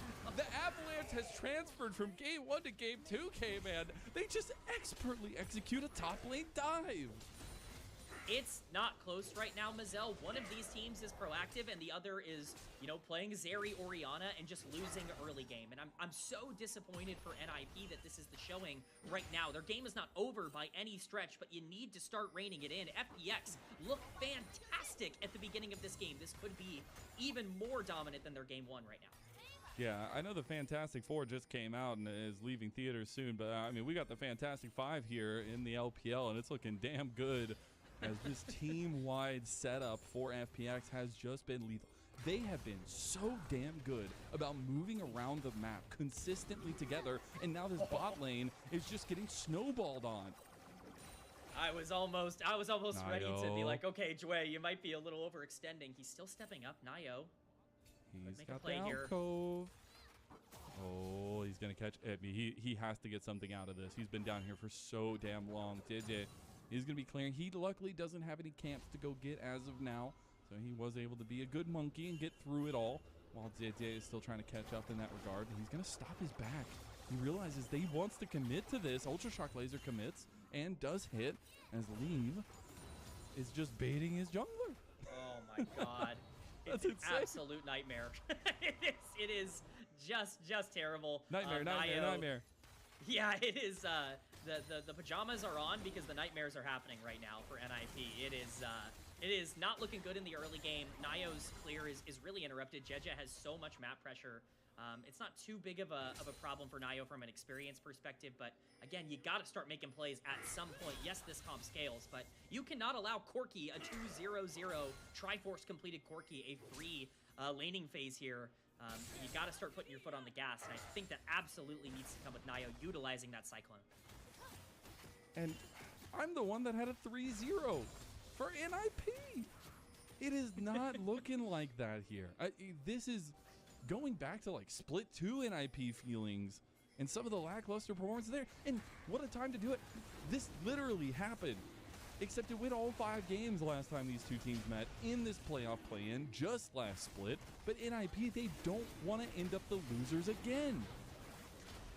Right now, they're going to be losing out on the Dragon unless Nayo can get here. They lose feats if they get this one, as FPX are just trying to force down the Dragon. It's going to be the Shockwave Headbutt Pulverized combo, as NIP is the one they're focusing on. Leave finally joins the fight. Lightning has crashed, but that's feats completed by FPX.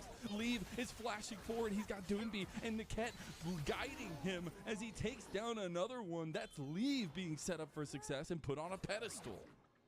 Oh, that was so necessary, Mazel. Almost everything going wrong for FPX, and Jeje not going to be able to get himself out of this one. He's getting chased down. Question is whether or not he can get that execute off. I don't think he got hit.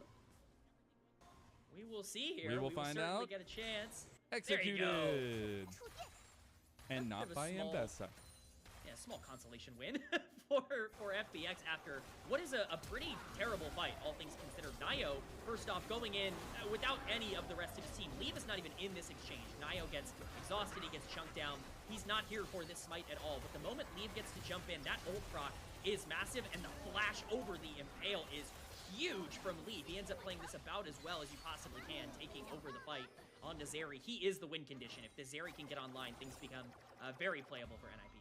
Yeah, and it was only 1 kill to him, but he's still able to get a little bit of something. And you gotta be there to, gotta be there to contest Jati on this Corki, who is already on 2 kills, already has the item completed. And speaking of that, we are on first items completed for a majority of members on both sides. Sheer had completed his Black Cleaver forever ago. Luckily, he was the first of the party. Now everybody else is joining him.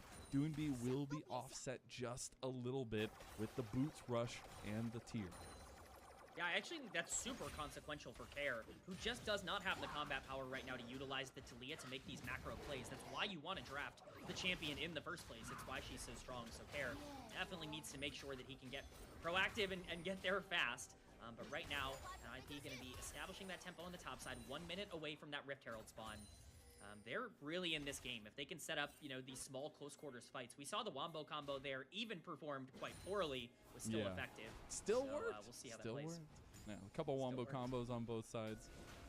As I do see a lot of movement up towards this top side of the map. Some vision play ahead of the Rift Herald.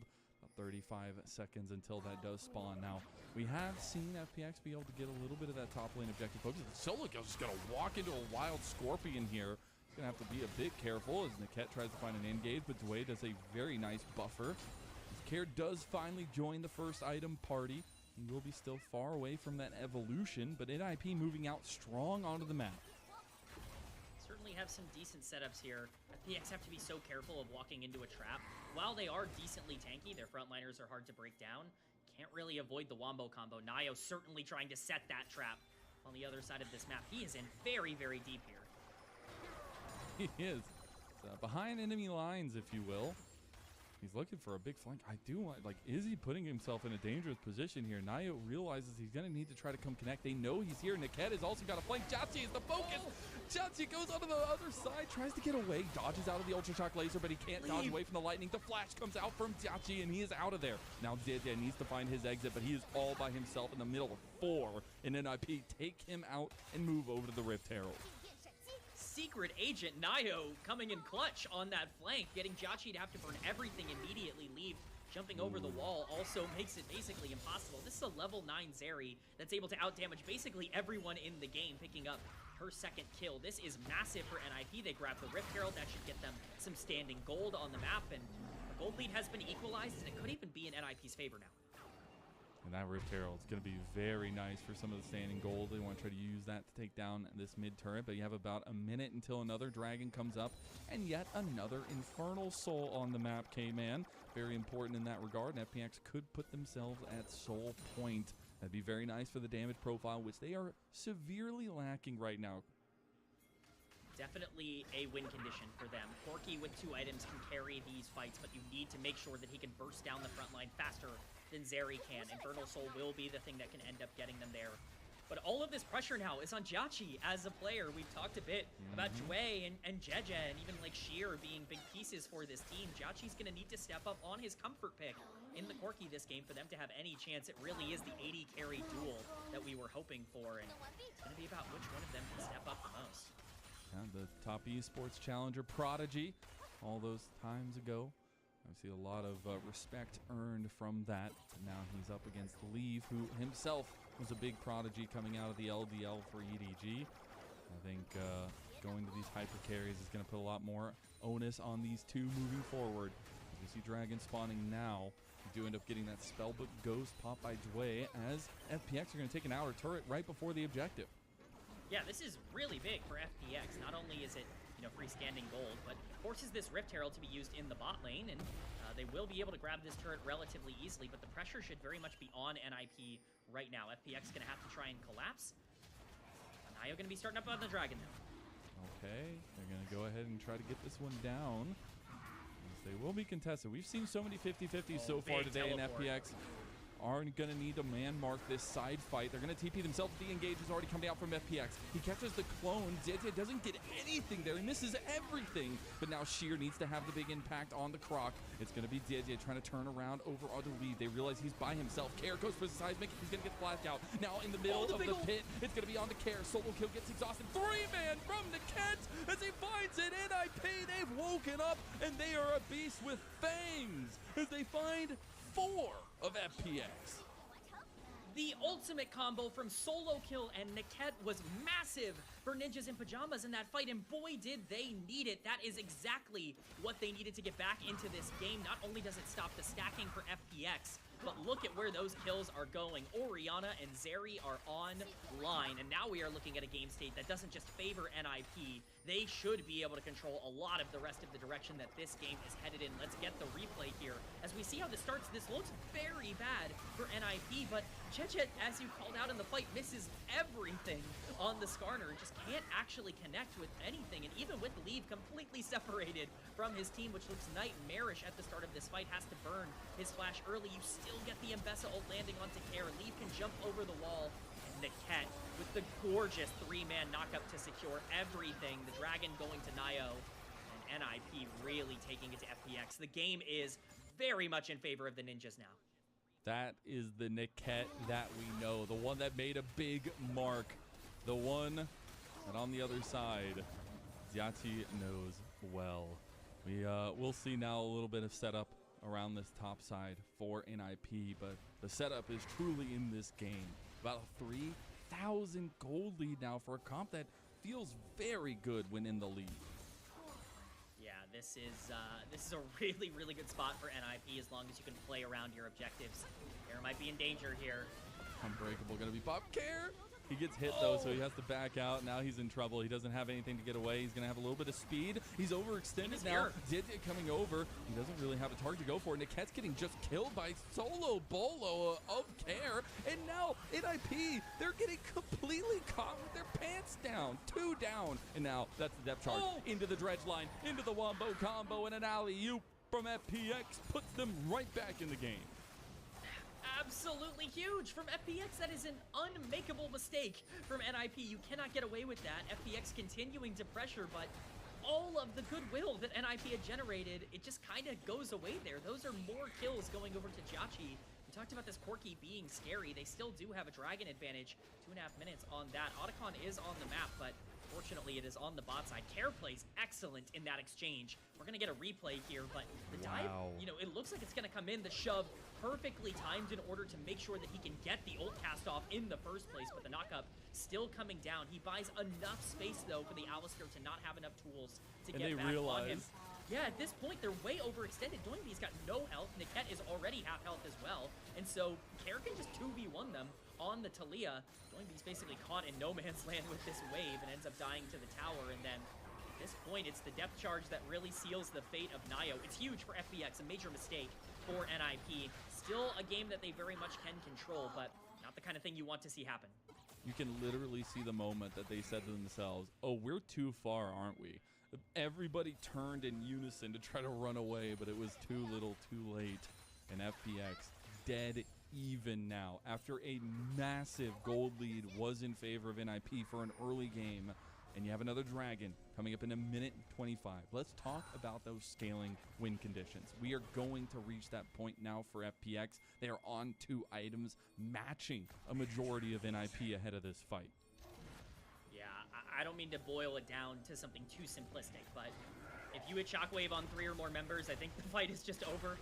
Doingby is going to be absolutely massive on this Orianna. Of course, Zeri, you know, Leave has been phenomenal throughout this game, has really been the player that's kept NIP in it throughout a lot of these exchanges, but the setup needs to be there if Nio, if Doingby can link up and have that fantastic synergy that they've had all throughout the year. NIP still in a very good spot, but FPX with much better control. Buy time for Corki. That is the plan. As long as this Renekton can really be an impact on the back end. Niket going for the preemptive engage onto Dway, but Dway goes straight in on the solo kill. He is just getting completely taken out. Niket makes it out with a flash. He is still alive. It's a 5v4 now with the TP coming in from Sheer. He isn't the Gwen, but he is a big croc. That is going to be Niket backing off. I do want, yeah, he's just switched to it. He does have the TP, so he can come right back out. That's massive for him to be able to live there. It looked like it was going to be a 1-for-1 trade. Now NIP have full control. FPX struggling to find an in ahead of this dragon. NIP in full members here. Again, it would be so point for FPX. That's so much decision-making power, and enough time has been bought for a TP in response from Dway. Oh, it's a 5v5 once again here, Mazel. Dragon has spawned. They're going for it. JJ says, let's go 50-50 me right now. Let's see who gets it. Who's better, the world champion or the rising star of NIP? He's in the pit. He's going for it. The dragon is the focus for NIP, but it's the impale. It's the play from JJ, and it's the team fight. Leave, look at a carve down the back line. He can't get him. It's going to be solo kill getting the kill in the end, and Leave gets wall banged, and that's going to mean FPX find another fight. A triple kill for Jati. They lose the dragon, but they claim the fight, and they claim the Otacon. Massive win there. That could be the game-determining fight, Mazel, for FPX that they just crushed. I'm excited to get that replay because I think there's a lot to talk about. What a greedy setup for FPX that they're able to get away with, but it completely turns the game back into their favor. This is now a 6-kill Corki, and I want to give a huge shout-out to Sheer, who is playing phenomenal in this series so far. This time on the Renekton, but we get a replay here. This looks like it's just going to be a 50-50. NIP know that they can't set this up, and so they want to go for the wombo combo, the double knockups coming in, but they just don't have the damage. Niket dies almost instantly in this fight, and the moment everything gets bursted down, once again, look where Leave is. It feels like he's in a good spot to take advantage of the backline, but he's completely disconnected from the rest of his team. This is not the first fight where he's nowhere to be found in the front to back. He's trying to make hero plays, and right now, the damage is just not coming through. FPX with a massive win that could propel them once again. Yeah, it's just not adding up together, and a little thing there, Nio deciding to commit on to the dragon, get that one down, which is a good call, but in those little micro moments, if his damage was there, maybe things turn out a little bit differently, and it's just the play call that NIP go with that now puts them on a almost 3,000 gold deficit, and if that dragon buying a little bit of time is going to be enough for them. Jati is 6 into 3 items, and solo kill goes on to a fight on bot side, or at least on this fight, at least on top side rather, as FPX are going to back away. I think the Istall's impact from Zedzev. Niket really wants this one. He goes for the flash play too, as now they know that Jati is going to be moving over. A TP is coming into the top side as well. All 5 members of FPX are up here, and NIP is struggling to find out what they want to do next. Yeah, I mean, it's a really aggressive look from NIP. I think they just wanted to burn as much as they could summoner-wise, and they get the teleport out of the Taliyah, which is consequential, but for now, this Baron dance will continue. It's difficult for either team to feel comfortable fully on this setup. For now, vision is going to be the priority. Still over 2 minutes, over 2.5 minutes away from that Dragon Mazel. There is a lot of posturing and positioning still to do for either of these teams to feel comfortable, but this game state is so tense. It really is, and we're getting to that team fight for both of them.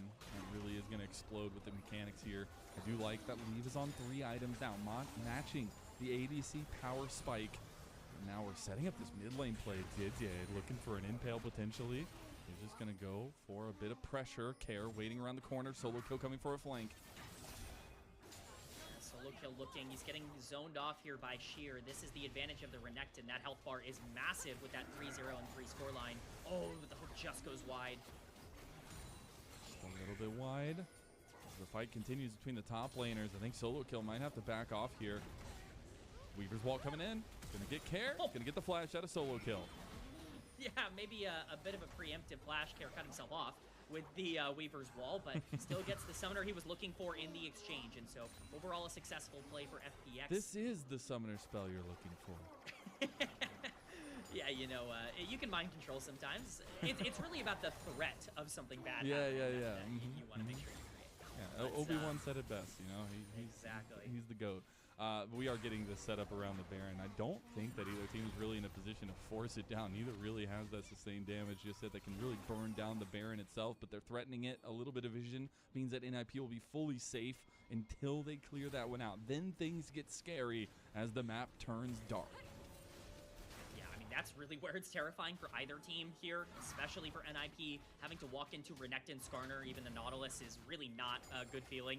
You never want to be in a position where you, as a tank, have to face check that, especially when your main tank is Alistar, who wants to be there for engage. So establishing as much vision as you can is going to be important. I think the real timer, though, right now is 40 seconds on the Dragon. It's sole point for both teams, and I think both are going to want to prioritize it very heavily.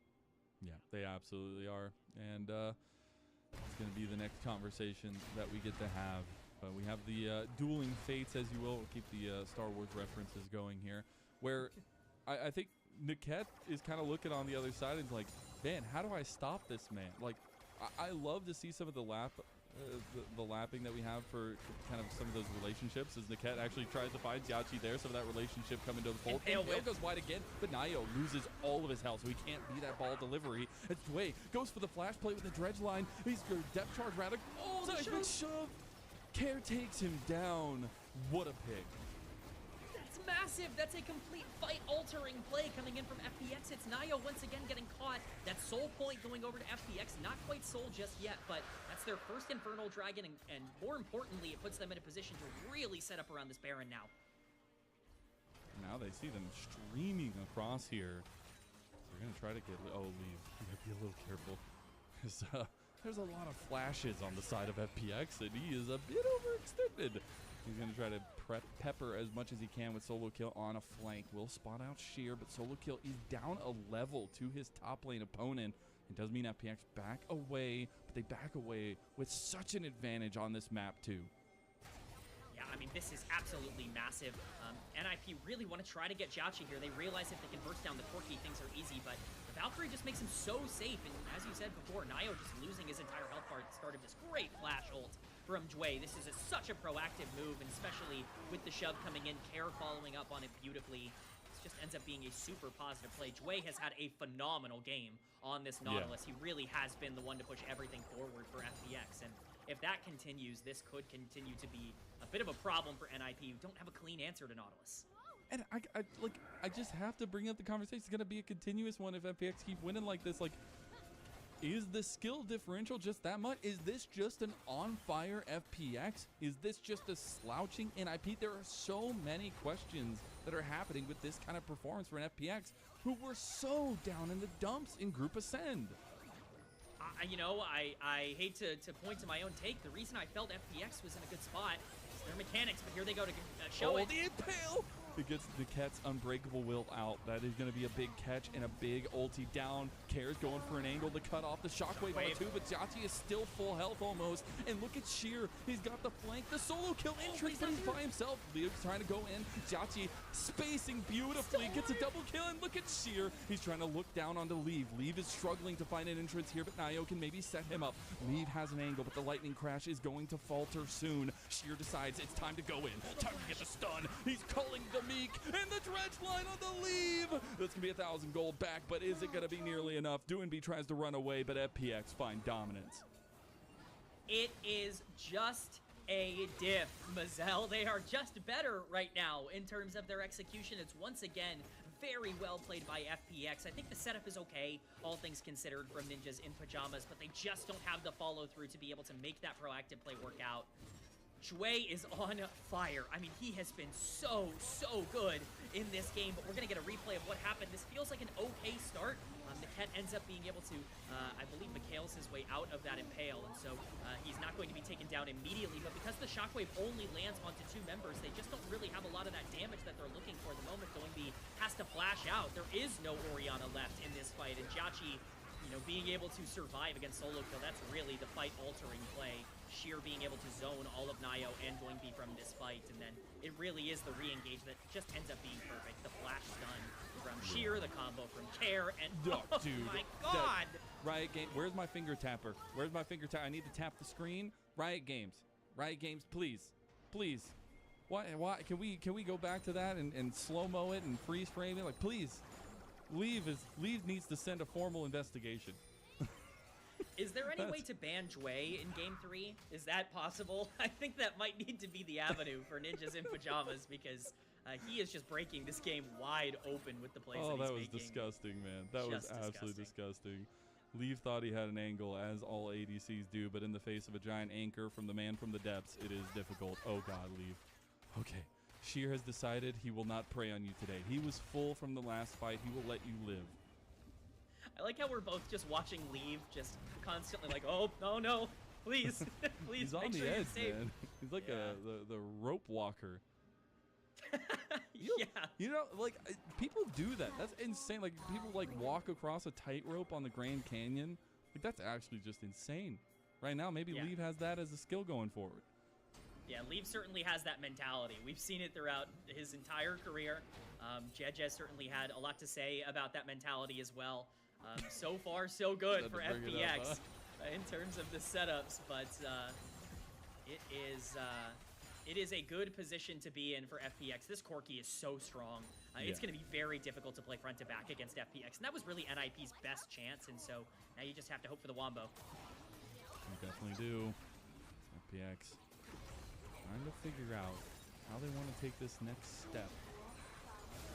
They're all 5 in the mid lane. A little bit of name ram action, but they're going on to Jeje. He is so damn tanky. I don't think that's the one you want to go for, but they have enough damage. Now they don't have front to back. And Leave, look at him. He's pumping. In NIP, they might have found the fight. Sheer finds the back line, though. Jauchi is conking everybody. And there you go. You got solo kill finding a little bit of an engage there. Doinby going to try to get the chase down, but Kair gets out with a Weaver's Wall.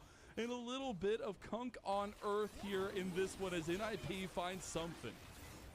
A classic Zeri moment from Leave taking over in that fight. They're able to grab the dragon. It's 3 Drakes apiece for both of these teams, and everything is just back and forth.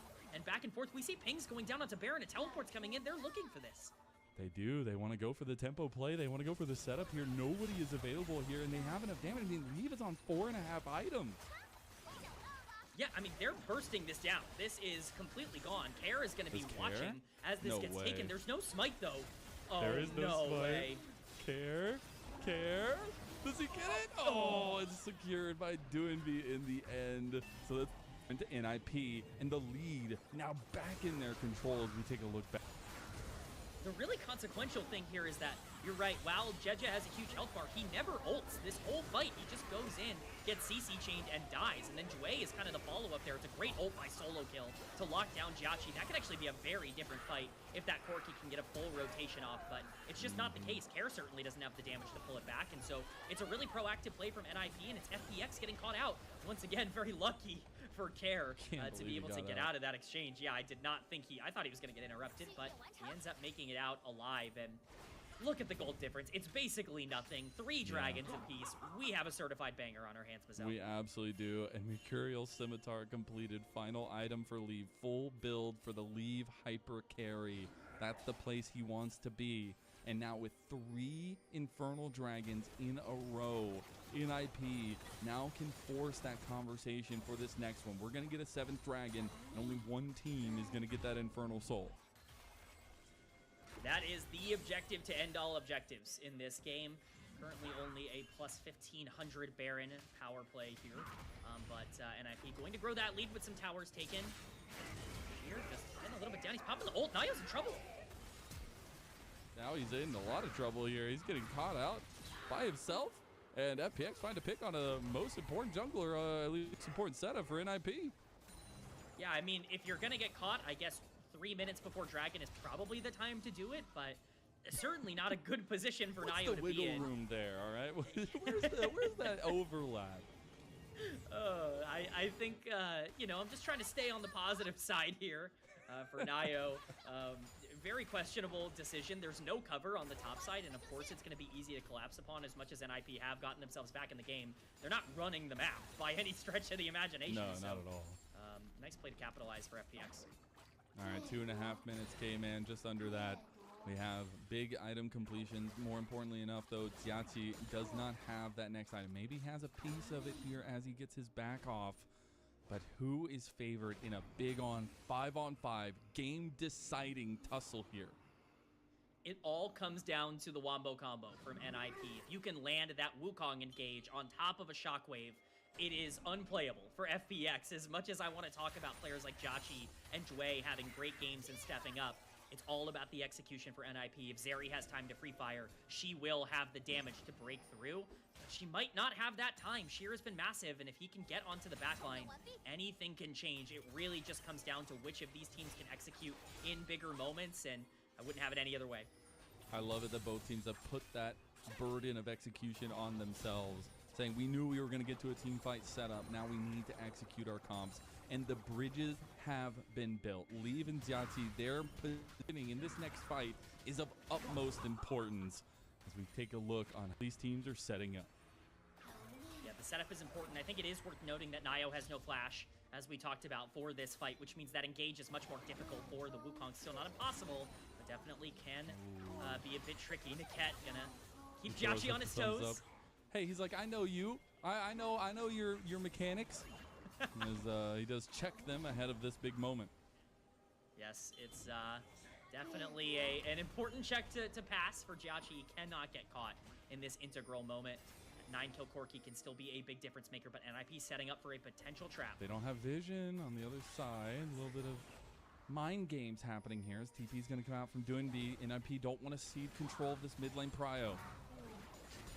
This is such a tricky spot for FPX. You can see Sheer is going to complete his back. He's going to have to TP in here, but not the easiest ward in the world to TP to. He's just going to teleport to the tower, so that awesome flank position will be given up.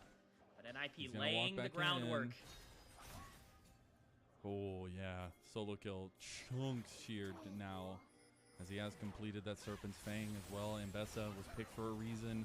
Always an important factor. JJ gets engaged on again. JJ is going to go down before even getting to do anything here. He's trying to get an impale off here potentially. There's the solo kill entrance into the backline. Trying to get this backline down. Solo kill's going to flash away. Double shockwave coming in from Goat. Even as Red Line connects on the Leave. They need to try to get Leave. Leaves the focus. Xiaoqi found him, but he's got solo kill on his back. Solo kill's going to run down the entirety of FPX. Care's the only one left. They're going to get the at least set up for Sheer. He gets the stun. It's not enough with the seismic shove. Oh my god, solo kill runs these fights all day long. The Ambessa, who was put down in the early game, who was not able to generate any sort of lead, is the champion that comes up absolutely massive for Ninjas in Pajamas. Solo kill takes over the fight. So many resources put into killing Leave that they don't have the health bars to take care of the Ambessa. And now that's Soul going over to Ninjas in Pajamas. That could be the thing they need to take over this game. It's not just Infernal Soul. 4 Infernal Dragons for them. That is insane. The damage pop-off is coming as we take a look at this pop-off by NIP. this is just about as well played from Niket as you can possibly make it. You see the engage coming in here. We're going to see it in just a moment. The knock-up to really disengage and really create an opportunity for Doinb to ult. And then the moment that Jue goes in, just instantly gets to disengage him, keeps Leave alive for just long enough to get that damage down onto Jauchi that ends up being the decider in this fight. If Jauchi doesn't get hit with those autos, the fight is over. Corki is able to take that to the bank. So massive, massive play there from Niket and from Leave, the bot lane of Ninjas in Pajamas stepping up, and then of course solo kill, cleaning everything up at the end. Pretty well played, all things considered. Yeah, and how awesome is it to see solo kill popping off against Sheer? We talked a little bit about it, but two guys who are looking to be that next generation of all-star top laners in the LPL. And obviously a lot of holdovers from that prodigy EDG youth lineup that got promoted. And solo kill showing off the Ambessa skills here. NIP should just be able to burn down this Baron. I do wonder how FPX even find another fight now that the damage profile is so in favor of NIP. I mean, these tanks are going to melt. I mean, 4 Infernal Dragon, Infernal Soul, there is almost no way for you to be able to play these fights slow. You need to find an engage onto a primary target early. If you can't get on a Leave, it'll be over fast. And the fact that Didier has had 2 fights in a row, 2 pivotal fights with not really being able to do anything, brings me back to the conversation of why is this man not on a little bit more of a carry performer. I know the facilitation is strong. I know Didier is really good at that. As Doinb ends up getting a spell shield pop from his Banshee's Veil, Baron started up. Yeah, this is huge. It's already dropping so fast. Zeri burns this objective. You have to go in now. Sheer trying to find an angle on the other side, but they're taking way too long. Didier going to get shockwave. The Baron goes over, and Didier's already gone. NIP, they just completely eviscerate everybody from FPX. They have been snuffed out. All the momentum from game number 1 is gone, and the NIP that we knew in Group Nirvana has made its appearance here. Yeah, Care going to Weaver's Wall his way out of there, but it is in vain. Leave very much in the area, will be able to get himself out with the teleport back to his own base, but it is certainly, like I said earlier, a consolation prize at best. Ninjas in Pajamas utilizing that soul, dominating the fight, grabbing Baron, and pushing for game. A lot of big picks going to be off the table as we move forward here, but 23 to 25, 43 minutes in, NIP trying to get some lasting damage into the base of FPX by taking this in here. Yeah, it's potentially going to be... No way, no way. Yeah, I was going to say, no way they're going to keep pushing. They were posturing very aggressively, but NIP have taken full control of this game. The consequential fight was the sole one. At this point, I don't know how FPX can fight their way back. I think this is a brilliant game from the NIP bot lane. Leave and Niket have to be congratulated for their performance, but again, how do you get in here for Jeje? The front line just melts instantly. There's no way for him to even get into the pit, and at this point, Jeje's down, Jue's down. It's a nice engage by Nayo, but it's very over by the time it even happens. So Sheer's certainly not big enough to be able to hold everything up on his own. Nayo just barely not surviving there with some of the fruit, but definitely a lead for NIP that I do not think they're going to really push. Yeah, we've seen almost total domination from them at this point. We have like 21 KP on 3 different members for NIP. So much team effort in this game. And this is why we were talking about this series being far from over. I think this NIP squad has shown so much consistency in Group Nirvana, and that game 1 was a wake-up call. Certainly did feel like a wake-up call. I will say their early game still leaves a lot to be desired. I still think there's a bit to grow from this game number 2, but just as we saw in game 1, it's the resilience of NIP that ends up really taking over. This is a team that is constantly investing into these players that can carry in the late game. And they've been rewarded here in game 2 as they push down the bot lane here and attempt to siege the base. The late game comp works for the second time, at least. The first time not so much. Niket goes in, catches out Care, who goes golden instantly, but solo kill is now here. 3-man knockup coming out from Nayo, and this combo, the wombo, it's all there, and we're dancing into the night for NIP. Sheer, the last one left, his GA will be popped, and the last hope of FPX will be gone. Game 2, holistically, NIP's in the end. It was topsy, it was turvy, but it's an even series now as NIP put the finishing touches on this one. We got a series on our hands, baby. A game that was relief. balanced on a knife's edge. You could see it. That was a stressful one, I think, for all of those players. just took the biggest breath. I can feel it after that game. For Nio in particular, a couple of plays where you're like, I'm not going to look so good coming out of this one. Ends up right in the ship. Big moments on the Wukong at the end of that game. Big engages. Ends up securing objectives when he needs to. It's a really, really important one for NIP. Yeah, it truly is. And important down in the books, especially with the way that momentum can really affect this. This is your lives on the line. This is your 2025 on the line. You got to put everything there. And I know the last time these two teams met, we did go the distance. And looks like we might be prepped for at least a very good series. No clue exactly the direction that it will head, but certainly both teams have come to play today. There have been some mistakes, but there have also been a lot of really great plays, some big macro moments. Neither looking to step down, both looking to prove that they deserve to be considered playoff teams, and they want to keep their years alive. It's more than just the playoffs for some of these players. They want to try and really elevate themselves and shock the world. Yeah.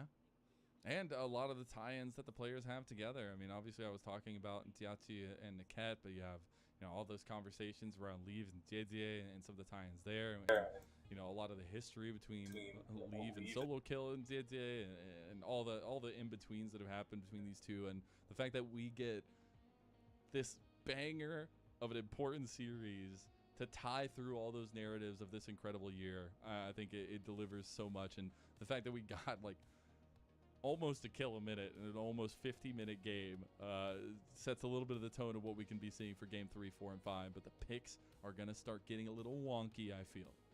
That's where things really start to become fun, Mazel, because so much is off the board already.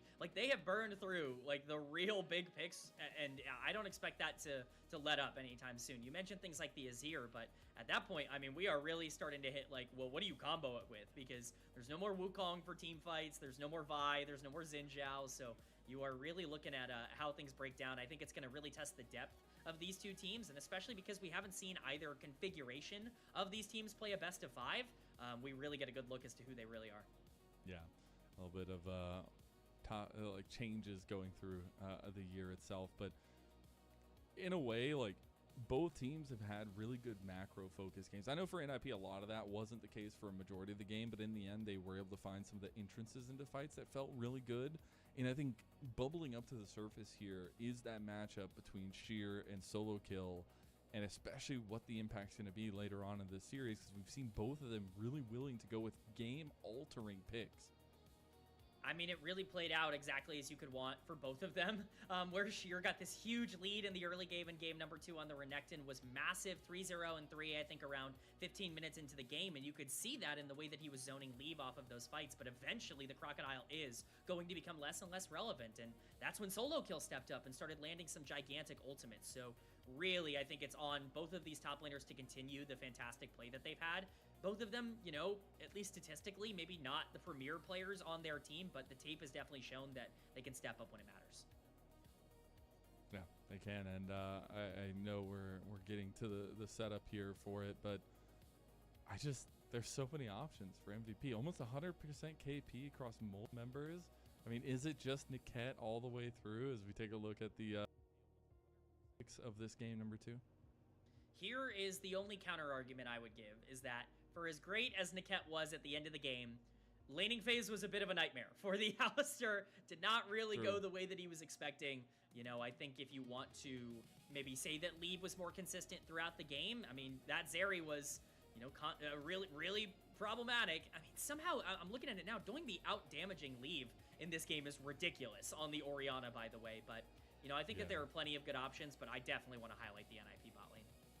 Yeah, it absolutely deserves it. It's been a huge piece of the puzzle for them throughout, and even with Jiati's 36% damage done, did not matter. Really good fight combinations from Doinby, from Leave. The classic combo that has really led to success for NIP. All that domination, all the grape eating of that group Nirvana run they had. Yes, the grapes are tasting pretty good right now, coming out after game number 2. Certainly a bit sweeter than they were in game 1, but you got to keep your foot on the gas.